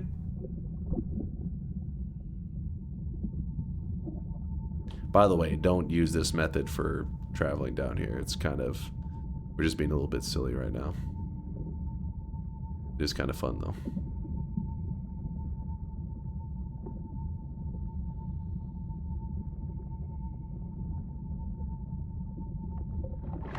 It worked. Yeah. Got us down here. Yeah, the method works. As long as you have enough health to kind of tank a little bit, which is... oh my god, my health is not really that high to be goofing around with those guys. So what I would like to do... get some more damage modifiers if I can. I also want to see how much gold these guys drop. Oh, shit. Yeah, a good chunk of gold right there. I like that one. Hold on. Alright, head down. We're trying to find the orb that's down here in hell, and at the same time we're going to grab the Greek letter stuff while we're down here. Extra Greek letter if we can.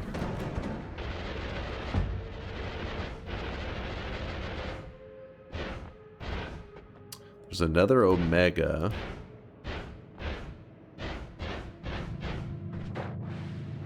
Want to get real crazy.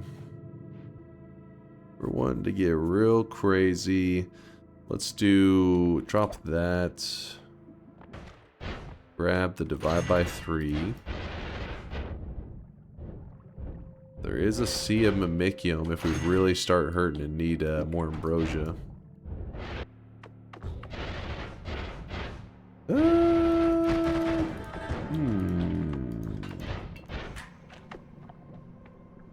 Delete.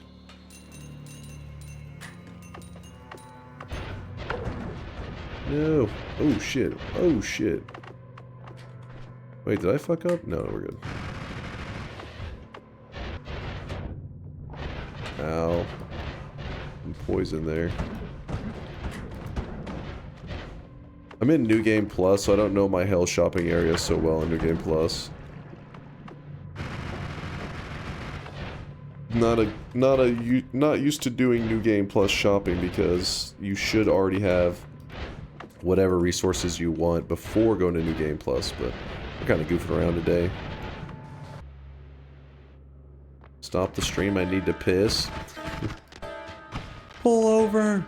Ooh, ooh. What in the lag is this? If I had grabbed the Gold is Forever perk, I'd be like, oh, that's definitely to blame right now, but that shouldn't be the case here. Stream stopped? I'm still here! Hello, hello! It's just, oh. The game engine's freaking out a bit. Huh. It like went really smooth there for a moment too. Let's dig him out of there. I don't know if that's... as he throws the gold everywhere. If you're curious why there is a regular gold statue, it's because one of the gold nuggets is so large. Is it a 10,000 gold nugget? I try to remember the exact amount. Oh my goodness. The gold amount is so large that it tries to consolidate it into one nugget, which is worth like 10,000 gold. And that one does not get the effect. The, you know, concentrated mana effect.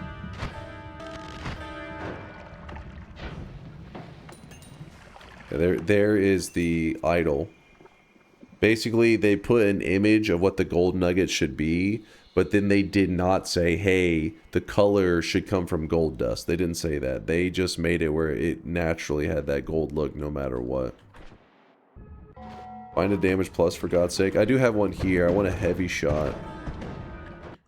Why not a divide by? We could throw a divide by on there. The issue is this one does -10 and this one does +10. So then we're really not gonna, we have to do like a horizontal, which we could. I mean, I would mainly like to get some kind of crit on water. Like I just don't like that we don't have much additional damage is all. Aren't we in hell looking for Greek letters? You passed like 20? I keep seeing omegas, mu. I didn't see any gammas or alphas. Did I pass them? I've seen 3 or 4 omegas. Alright, back to the gameplay. It's fine. Like, our current position, we're okay. If for damage, it's just our damage is a little bit slow. I like it whenever we have such big damage that we just go up to an enemy and we're like, hey, there's an enemy, and then boom, he's dead. In fact, we could even rely on the copy random spell thrice and do like a lazy omega setup. Alright, so if we were to do that, no more wrapping, remove the D sharp, omega goes here, copy random spell thrice onto the omega. And then we take off the spiral arc and probably the damage field. Let's see how that works. It's gonna be a weird one. I don't think we're gonna have too much damage on that.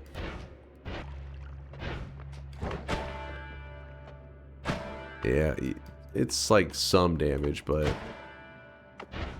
not enough. Let's see it.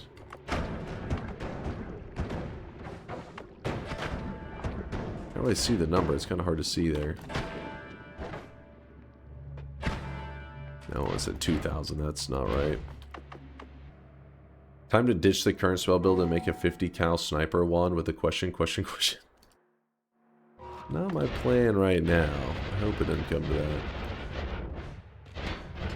Grab some of this.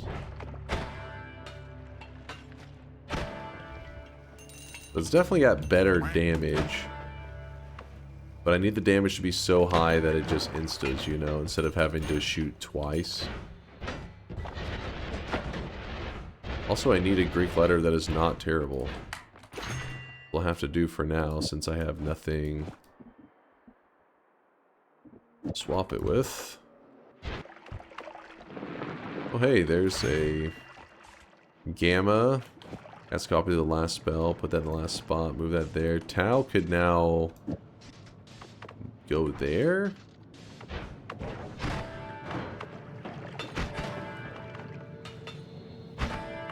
That should be enough to insta most things, I think.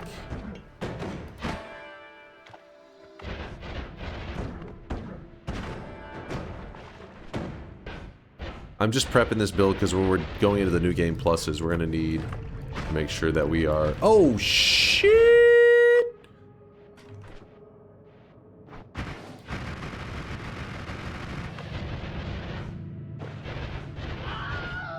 Wow.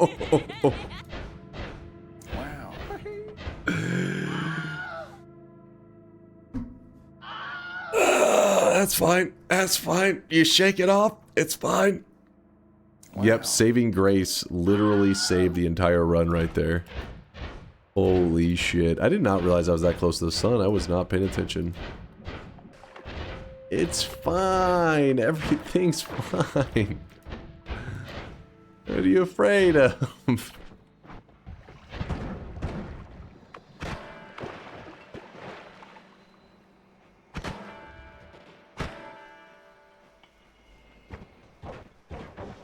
of wanted to save that just because it's a good look at the it's a good look at the concentrated mana nuggets. You want to eat them when they look like glowing candy, some radioactive candy. All right then. What else do we want to do? I think we're just gonna get 3 more orbs. Oh, we didn't gather the orb while we're down there. Yeah, Laub says you forgot the orb. God damn it.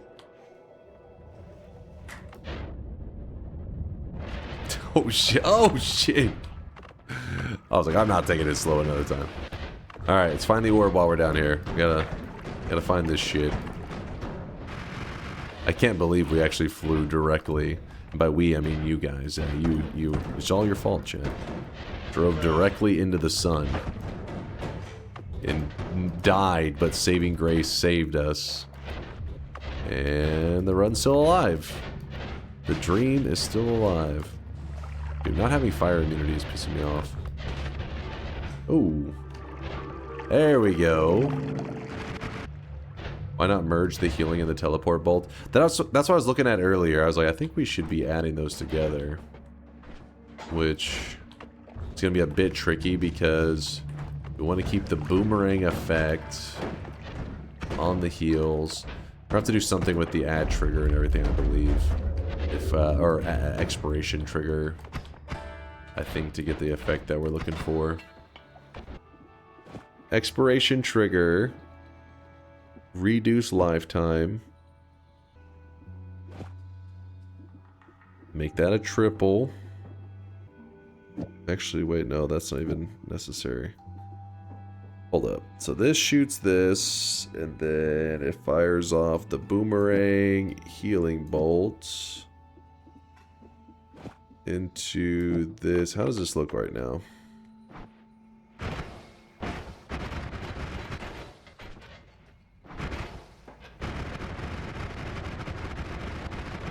Already pretty good to go, isn't it? If you go through too many parallel worlds, does going to New Game Plus reduce world size / load time / lag? So essentially, let's say that you're in the regular world and you head to like 50 parallel worlds and all that kind of stuff. So you've loaded in a ton of them. Right now, your save file is getting massive because you've been to 50 parallel worlds. It's got to keep track of all these places you've been, all the digging you've done, all the enemies you killed. Well, then when you go to New Game Plus, it takes that massive save file you have and just throws it directly into the garbage, and it loads a new world. You can't go back to the old world. So you can actually use this strategy if you ever feel like your game is lagging really bad and you don't have anything that you need to do specifically in the current world that you're in. By going to New Game Plus, it will keep your current run going, but clear the save file of the world information is no longer needed, which that tends to be what causes most people games to get really laggy and crap like that. So does that answer your question?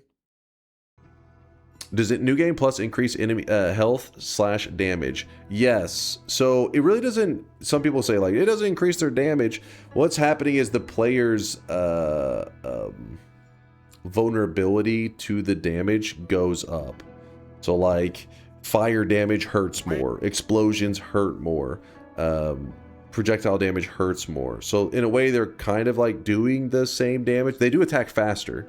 But like in a way they're doing like the same damage, but it's getting like scaled up. I think even then they may even, some of them get additional damage as well, I think, because I can't remember all the things that scale, but everything hurts more, and they definitely get more health too. And what's crazy is that the more health they have, the more gold they drop, which is why the deeper New Game Plus is. Sometimes you'll kill an enemy and you're in like New Game Plus 5. You kill an enemy and the screen just poof, like fucking gold everywhere. You're like, oh shit. It's because the enemies are starting to get so beefy. Real quickly, we need to make our way over to an orb that's over here.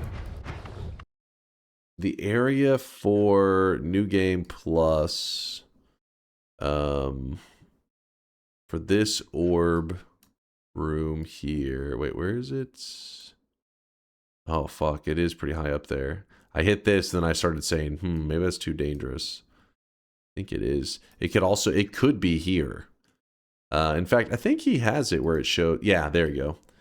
But this is the whole area that the orb room could spawn in, which is a pretty good size. I just went along this edge and I have not seen it. I don't think it's worth risking my way, so maybe we just go around and then just glance in here, or see if maybe we got the wall orb room, and then we'll take that one over there.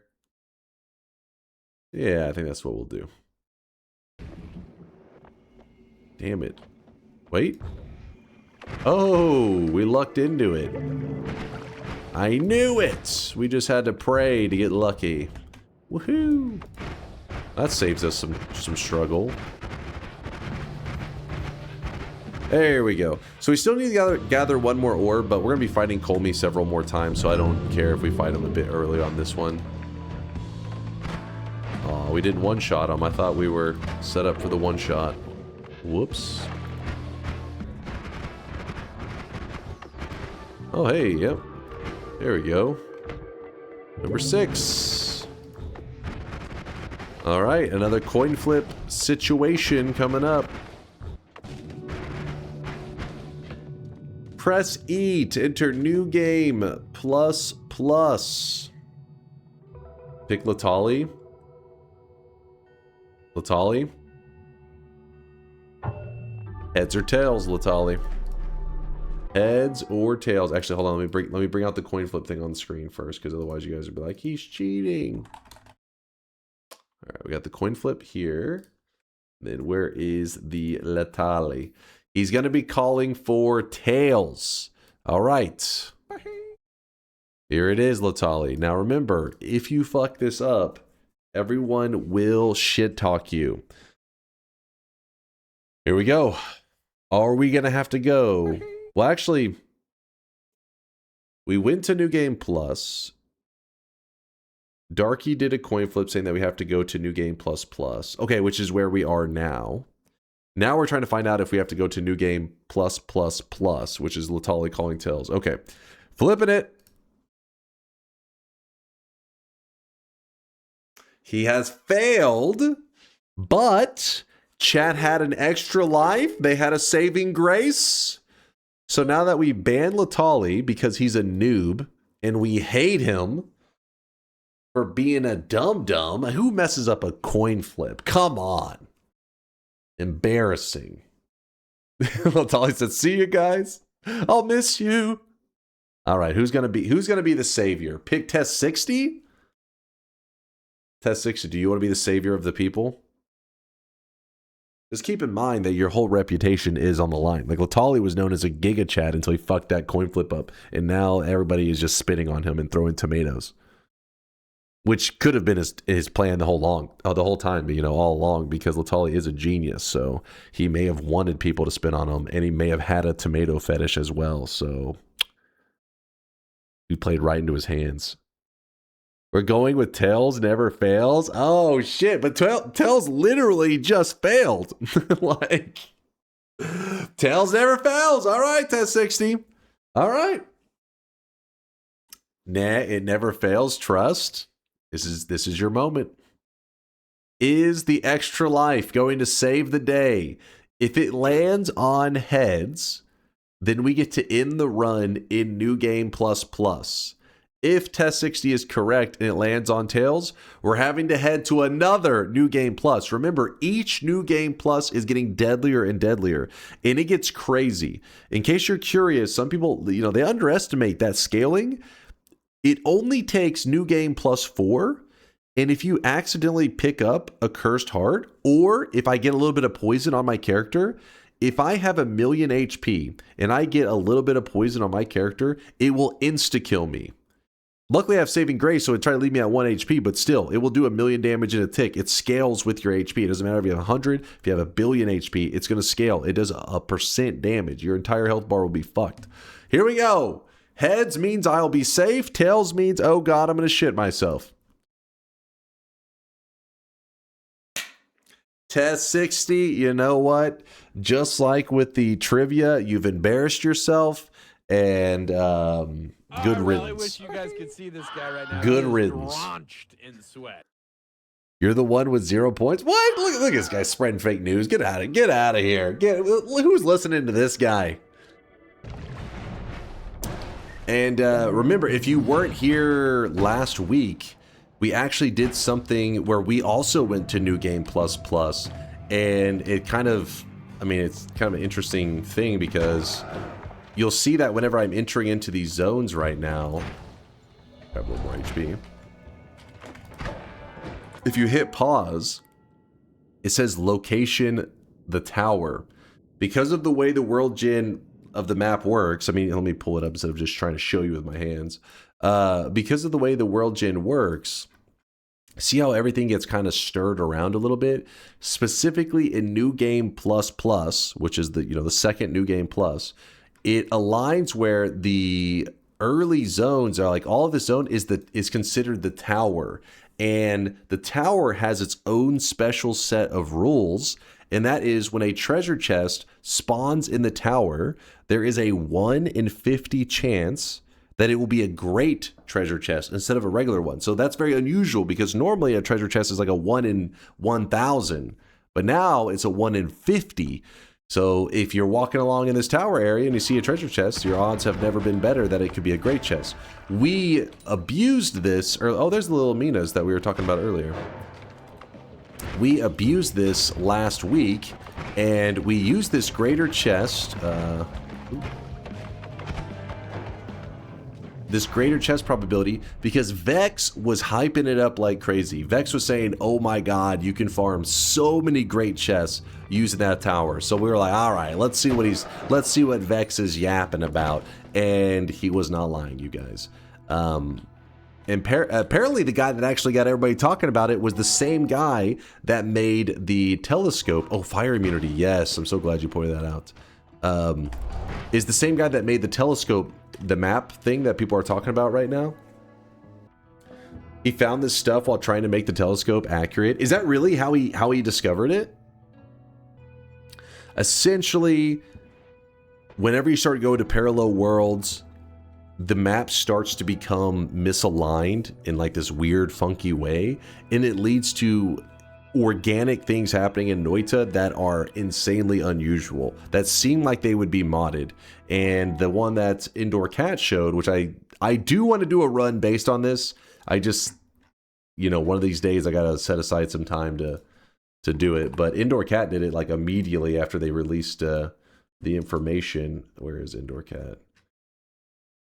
He did a run where he was spawning in dragon bosses like crazy. And this is all vanilla. You can do this in the vanilla game. It's all because of the... Well, you don't need the tower part of the run, but you do need the parallel worlds part of the run where it kind of misaligns stuff. And this leads to just spamming in dragon spawn locations. And then he ran around just spawning in all the dragons at once. And then they're just popping in like crazy.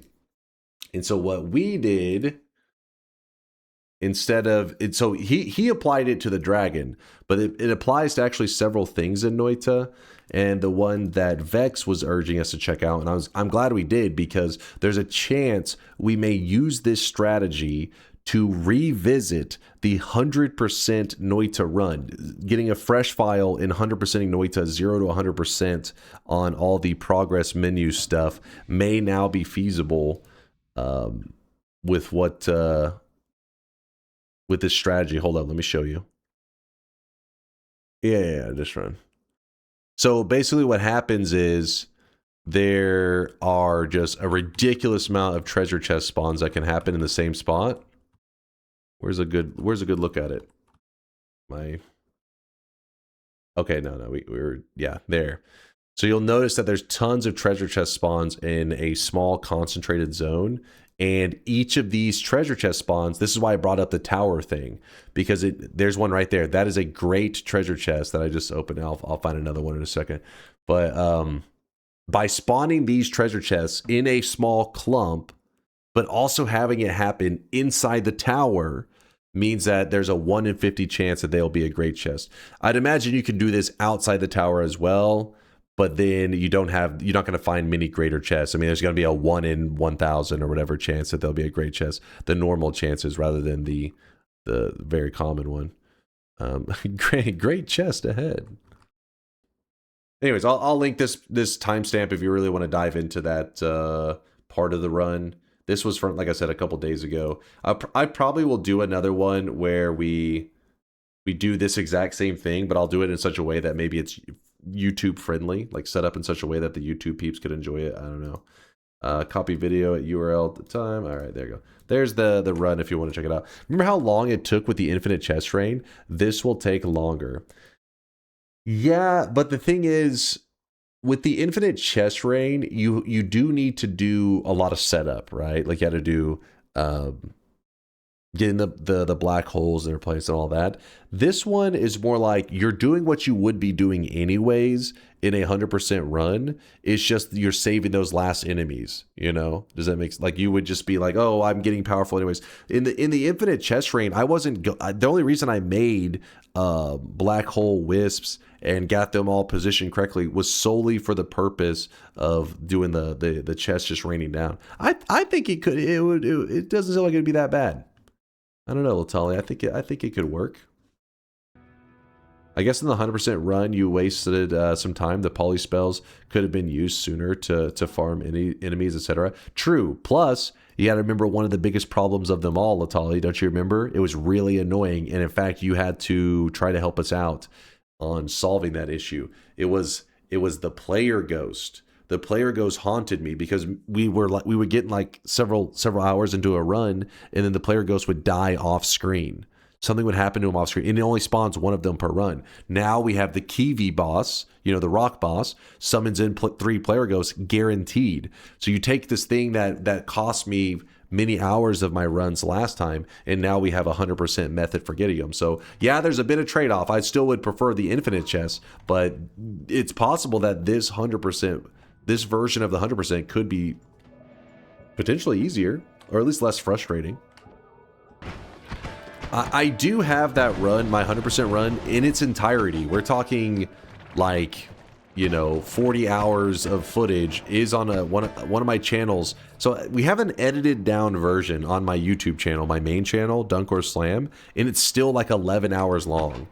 But if you want to watch unedited, the entire thing, I made a channel and posted it on there. It's called Dunk or Trash, and you can watch the entire event, including runs that get thrown away. And you could learn maybe how I go about getting certain things on that. But it doesn't, just because I do it on, you know, a certain way doesn't mean it's the best way. It's not like, oh, he got every enemy kill using this method. That is the only way to do it. It's just a way. This is classic Noita. There's always like 1,000 ways to do stuff, and you choose your own favorite method and then go with it. I'll take an extra life. Thank you. I didn't see didn't see anyone say anything, but why are the touch of spells never used commonly for infinite damage? I guess it's just the fact that you can hurt yourself so badly. You maybe will build something that you feel very confident. You're like, all right, I'll never hit myself with this. But Noita tends to be one of those games that, like, it finds a way, right? It finds a way to hurt you. And you may say, well, then just tank up. The wisps actually, not the wisps, the touch of spells actually scale with your HP, and the only way to counter them is using something like, well, ambrosia, obviously, but there's also stainless armor stacking. If you do the stainless armor stacking, then yeah, then the touch ofs are pretty great. But by that point, I feel like once you're really beefed up, you've stainless armor stacked, you're probably not really needing damage that badly. I think all the enemies actually are not as beefy as they normally be right now because they're currently still considered in the tower. And the tower scaling is a bit different than what would be happening in the normal New Game Plus enemies. That's why we're not getting crazy gold. Oh no, get away from that. Give it a moment. We'll get out of the tower in just a second. And then we'll probably see some pretty significant gold drops. Is this still considered? Well, it is all the way through. For some reason, I thought it was stopped at like a, I don't know, a little ways down there. Yeah, we could go down to hell again. That's true. Maybe we'll do it for just a second, just to peep the large gold drops. Oh, look at that. There's gold to power if we want to spend all of our money for damage. We'll save it for the Kolmi kill. We'll use up all of our money. What's up, Coco? Just got back from the gym. Could I please have a quick synopsis of the past 2 hours? Nothing too crazy. Just been, we're in New Game++, and the way we were doing the New Game Pluses is that we were going to go infinitely until chat loses 2 coin flips. And basically, people in the chat got to predict heads or tails, and I would choose some chatters. Well, it just happened. Latali and Test60 both failed the coin flip, so we only had to go to New Game++, which is where we are right now. And I wanted to check how the... actually, you know what? We can just do Breathless. I want to check how the enemies look with the gold dropping in New Game++. What are you screaming about? Jonny starting a YouTube short series that has 1 minute of Noita knowledge, tidy info packages. Could you check out his first episode and give feedback? Sure, Jonny, give me a moment to get to the bottom. I don't know if I'd be the best judge of quick and tidy information. It's definitely not my specialty. I'm definitely known for the yapping. Wait, is this considered? This is the work. Yeah, why? This gold amount seems kind of low, right? I fear the moist mob. Something off with this? Why is their gold amount so low? Some of the enemies seem normal for gold, but some of them seem a little bit off. It's not even trick kills and you have no greed? Yeah, no, but we were just killing enemies just a second ago. No trick kill and greed, and I felt like we were getting a good chunk. Oh, you know what it is? I think it may be the math. Because that guy just dropped 2 of the idols, the little golden trophies. So we may have hit a gold amount that is so large that it's causing it to consolidate more, which means we see less of the large nuggets and more just of the idols, which is a bit sad. Alright, hold on. Yeah, see right there, double idol. So when you pick up this idol, if you look at the gold amount right here, see it says 10,000 gold versus the other nuggets, which are like 10, 100, 200. So we've gotten to that sweet spot where it consolidates too much of it, making it look like, in a way, less gold has dropped. When it's still more gold, just in smaller nugget amounts. It's concentrated. All right, Dodgy. Don't be proud of that one. That was a Noita dad joke right there. No blue idol? No, it does suck. They make it where the idol, the little small idol, does not give a shit about any fungal shifts or whatever, and it just keeps its gold look. The good news is, though, there is a big idol that actually does change its visuals. So if you look on... where is it? All right, so what I want to show you is this one here. So yes, there is a trick gold version of the idol. So this one's gold, this one's red.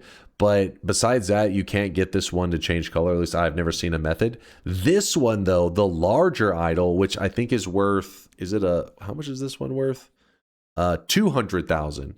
It's worth 200,000 gold, this bad boy here. And it does change with the shifts and stuff. So concentrated mana would be a blue looking large idol, which was actually what George was kind of showing earlier. Let me see if George is he still around? Where's George? George, do you have one of those links earlier? Where was he? I think it looks similar to this one. This one may not be the exact one, but yeah, see, you still see some of the smaller gold idols, but you'll notice that the big ones, which are worth way more, 200,000 gold. In fact, if you're curious why his looks so weird, it seems that he has converted his into, what did it say he had converted? Either to telly or vapor or some shit. So the blue's a bit different from the blue that I have, because mine's concentrated mana. But it looks cool though, right? But yeah, we flew too close to the sun. We don't get as many nuggets. And if we want to get like what George was seeing, the larger amounts of gold nuggets, or apparently it said there's limited to 10, which, like I said, trust me, you get, it can still lag. I've had many situations where we were killing enemies, and if they're clumped up, 2 or 3 enemies, and you kill them all at the same time, that means it would be dropping 30 of the large gold statues, which it can get a bit rough. But don't expect your game to completely lock up. Yeah, if we wanted to get that, we'd have to go to deeper new game pluses. Currently, clearly not enough to be anything that significant. All right, well, let's go kill Kolmi with our damage. Woo, woo. And we'll try to do some really good damage on this one. So what I'm going to do is I'm going to rotate out this. We're going to move on the gold to power. It spends 5% of your current gold and adds it to as damage to your projectile proportional to the amount spent. So we currently have 526,000 gold. We are going to start the boss fight. Oh, I really wish you guys could see this guy right now. He is drenched in sweat. All right, come on. Come on.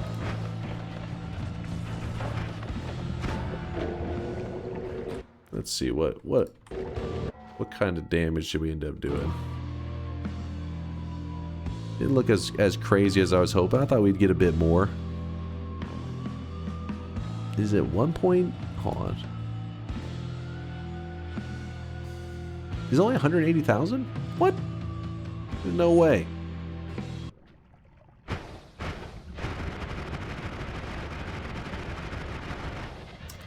Well, new game plus. Oh, this is the statue, by the way. You can see the statue. It just, you know, that's pretty much the statue that's used for the enemies to drop, even though it's shaped a little bit weird because some of the concentrated mana did eat away at it.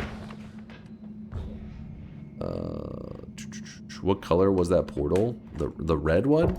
I see that one. I'm not that colorblind. Oh, another interesting thing. Because we converted gold dust into concentrated mana, when the world turns to gold, the game doesn't realize you changed the gold dust. So it's like everything that should normally be a liquid or a dust, just turn it into gold dust. Well, gold dust is concentrated mana, so all of that stuff just turns into concentrated mana. This is how you can take other materials into the post game. You could take fungus into the post game using this method, and then eat the fungus and do even more fungal shifts. Now, why would you? Because you're pretty limited on what you could do, because most things are just gold or gold related. But still, it's interesting. Am I in the right spot now? Where am I? I've traveled around too quickly. I've lost my bearing on where I'm at in New Game Plus. Where am I? I'm pretty certain. Well, actually, no, I'm not certain. Did I go down to the next hell iteration? Too far down? Okay, okay, thank you. Gotta learn my hell zone. How confident are you guys that I went too far? Because you said I'm too far down, but it feels like I didn't go down far enough. Okay, this does seem a bit extreme, isn't it? Read Woad. Hold on, I swear, Woad. Why do you choose these moments whenever I'm doing something? Like, you gotta work on your timing, Woad. Let me find this goddamn sun. Hey, I found it.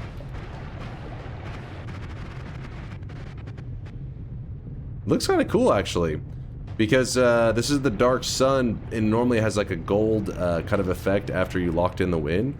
But now it's got a concentrated mana kind of glow to it.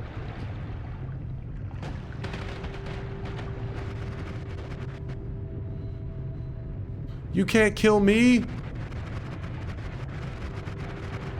Oh shit, apparently it took one of my lives. The blue vibes are nice. It is pretty cool looking, isn't it? Screw it.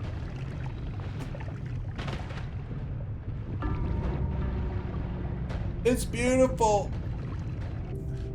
Can you recolor the black sprite to lava or something to make the look like the Dark Sun as a regular sun? I've never seen anything change the actual, you talk about this center point right here. I've never seen anything change the color of that, but who knows? There could be some stuff out there I've just never experienced before. But yeah, I've never heard of that.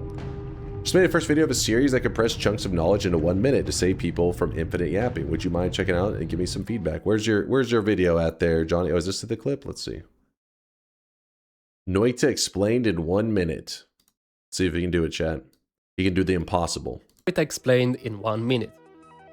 Wand basics. Wands are found pretty much everywhere, in all biomes, holy mountains, and specific locations. There are 9 important stats. Let's see them one by one. Shuffle. A non-shuffle wand with... Wait, it is 1 minute and 56. You know what, Johnny? I know exactly what you're talking about. I've had that happen before too. I've told chat 1 minute and sometimes it takes me 2. I get it. I get it. Cast each spell in order. If it is a shuffle wand, then it will cast each spell and modifier in a random order. Spells per cast is how many spells the wand casts each time it is fired. Cast delay is the time that passes between each spell casted, unless you cast multiple of them at the same time. Recharge time is the time it takes the wand to recharge after shooting all the spells in the wand. Taking down both of these timers allows you to have... That's pretty good. That's a pretty clean one right there. Like these. But there are some limitations. It's a Noita video. Of course, there's gotta be some memes. Mana max is how much mana the wand holds when full. Mana max will be depleted according to the spells you cast. Mana charge speed defines how fast your mana recharges every second.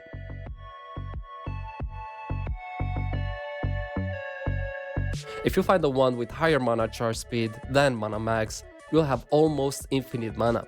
Capacity, how many spells the wand can hold at once, which is important for wand building. Spread measures the accuracy. A positive spread value causes inaccuracy, while a negative spread is more accurate. Always casts. These spells are usually infinite and cause 0 mana. Some random casts are good, while others are, well, deadly. By the way, I'm live almost every day on Twitch, so come check me out if you want to learn more or just watch me play. There we go. See you in the next one. Johnny, I know exactly what you're talking about. You gotta bring them in a little bit, because if you say this is gonna take me like 10 minutes to explain, they're not gonna listen. But if you're like, give me 3 seconds of your time, And then by the time, you know, you start explaining, they'll get 20 minutes into the explanation. They'll forget that you said it was going to be just 3 seconds. I get you, Johnny. That's cool. I liked it. I thought it was great. I thought it was pretty great. But yeah, it would be Noita Wands explained in 1 minute. I thought you're about to be saying like what like Noita is in 1 minute. I thought it was going to be like a 1 minute just fucking knowledge injection of like, I didn't know what the hell was about to happen. But yeah, Noita, it does say at the beginning, Noita Wand Basics. Noita explained in 1 minute. So I guess the series is Noita explained in 1 minute, and then like whatever at the front. Why does it keep dragging from over there? Whatever's at the front is what is like the thing that's going to be covered quickly. The knowledge, yes, the knowledge. The streakers. I did not forget you, streakers. A good sunflower actually even earning their golden yes sign. Congratulations, sunflower. The 7 yeses in a row, paying off. You're part of the Gigabrain crew. 7 streaks going out to Siluvaris. TC Napa, Tempted by Gold, A Good Sunflower, Taropan, Jameson, Frank, Blizzle, 4x5. Oh yeah, 4 times I think is what they like to be called. Aswhip, Roman, Infinite Sunrise, Tabasco Red, Chamikawi, Yusong, Koyan, Kowloon, All God 97, Steyer, Dr. Duckling, Arco, and Mashra. Congratulations to you guys on your 7 predictions in a row correct. -7, 7 wrong in a row. Going out to Junji Wow, Gamer God, and Halpenstance. You 3 got your dunce caps. It's in your backpack right now. You can equip it whenever you like. 14 in a row, 14 in a row for I Need More Lions, Scrap, 28, Space, and Tyal Yega? Good old Tylenol. I think that's what we called him last time we saw his name. Tyal, congratulations in the 14 crew. I see you. I butchered your name, making you proud, I know. Melgrot standing alone with the 21 prediction streak. That is 3 7 streaks in a row. Melgrot, you're the Giga Chat of the day. And then we have Nobody to Hate But Themselves. And that is Fanta something Shinobi. Is that Phantasms Shinobi? There we go. I saw Fanta. I thought we were about to start talking about some sodas again. And I know Fanta, we don't want to go down that road right now. But you deserve to lose your streak. Well, actually, maybe you didn't want to. Maybe you had a -6 streak. Maybe you wanted to go for a positive streak there, Shinobi. Maybe. All right, well, right now, Hamper Champ is currently playing RimWorld. It says RimWorld Odyssey, fun, 6,000 plus hours, also doing some StreamBot dev stuff. Well, Hamper Champ's been part of our community and hit us with love in the past, so we definitely would like to hit him with some love right now. Queuing up the raid, have fun hanging out with Hamper and experiencing some RimWorld. I have actually played RimWorld. I have over 100 hours where I streamed RimWorld. Obviously, if you know RimWorld at all, you know that 100 hours is like kind of like with Noita, where you're like, oh, you're brand new. You're like, yes, I'm an ultra noob, but it's a great game. And I don't know anything about this Odyssey stuff, though, that he's playing. We're about to find out, I guess. To make up for the broken moist mobbing, we should get a sweat bonus. No, there won't be a sweat bonus. It wasn't you didn't miss out on a ton of sweat. It was just a minor amount. Just a little bit. Hopefully I didn't miss any of the resubs. I apologize if I did. No, Alpha Ninja was the last one. Aswip, thank you for the bits. Thank you all for the fantastic day. I'm going to go get working on some DunkBot 2.0 stuff, hopefully with solar. Hopefully he has power, because over there in Venezuela, apparently he said there's been like a drought in his region, which has led to like apparently the hydroelectric system they have in place, making it so that there's no power for the city. And so yeah, solar's been sitting in the dark. So let's hope that he's got, send solar our love. I'll make sure he knows. I'll say Test 60 said he wants to let you know that he loves you and to send more nudes. That's exactly what I'll tell him, to make you proud, Test 60. I'll see you guys in about 15 hours. Stay sweaty, stay awesome. Thank you for all the love and support, chat. See you for more Noita in 15 hours. Deuces.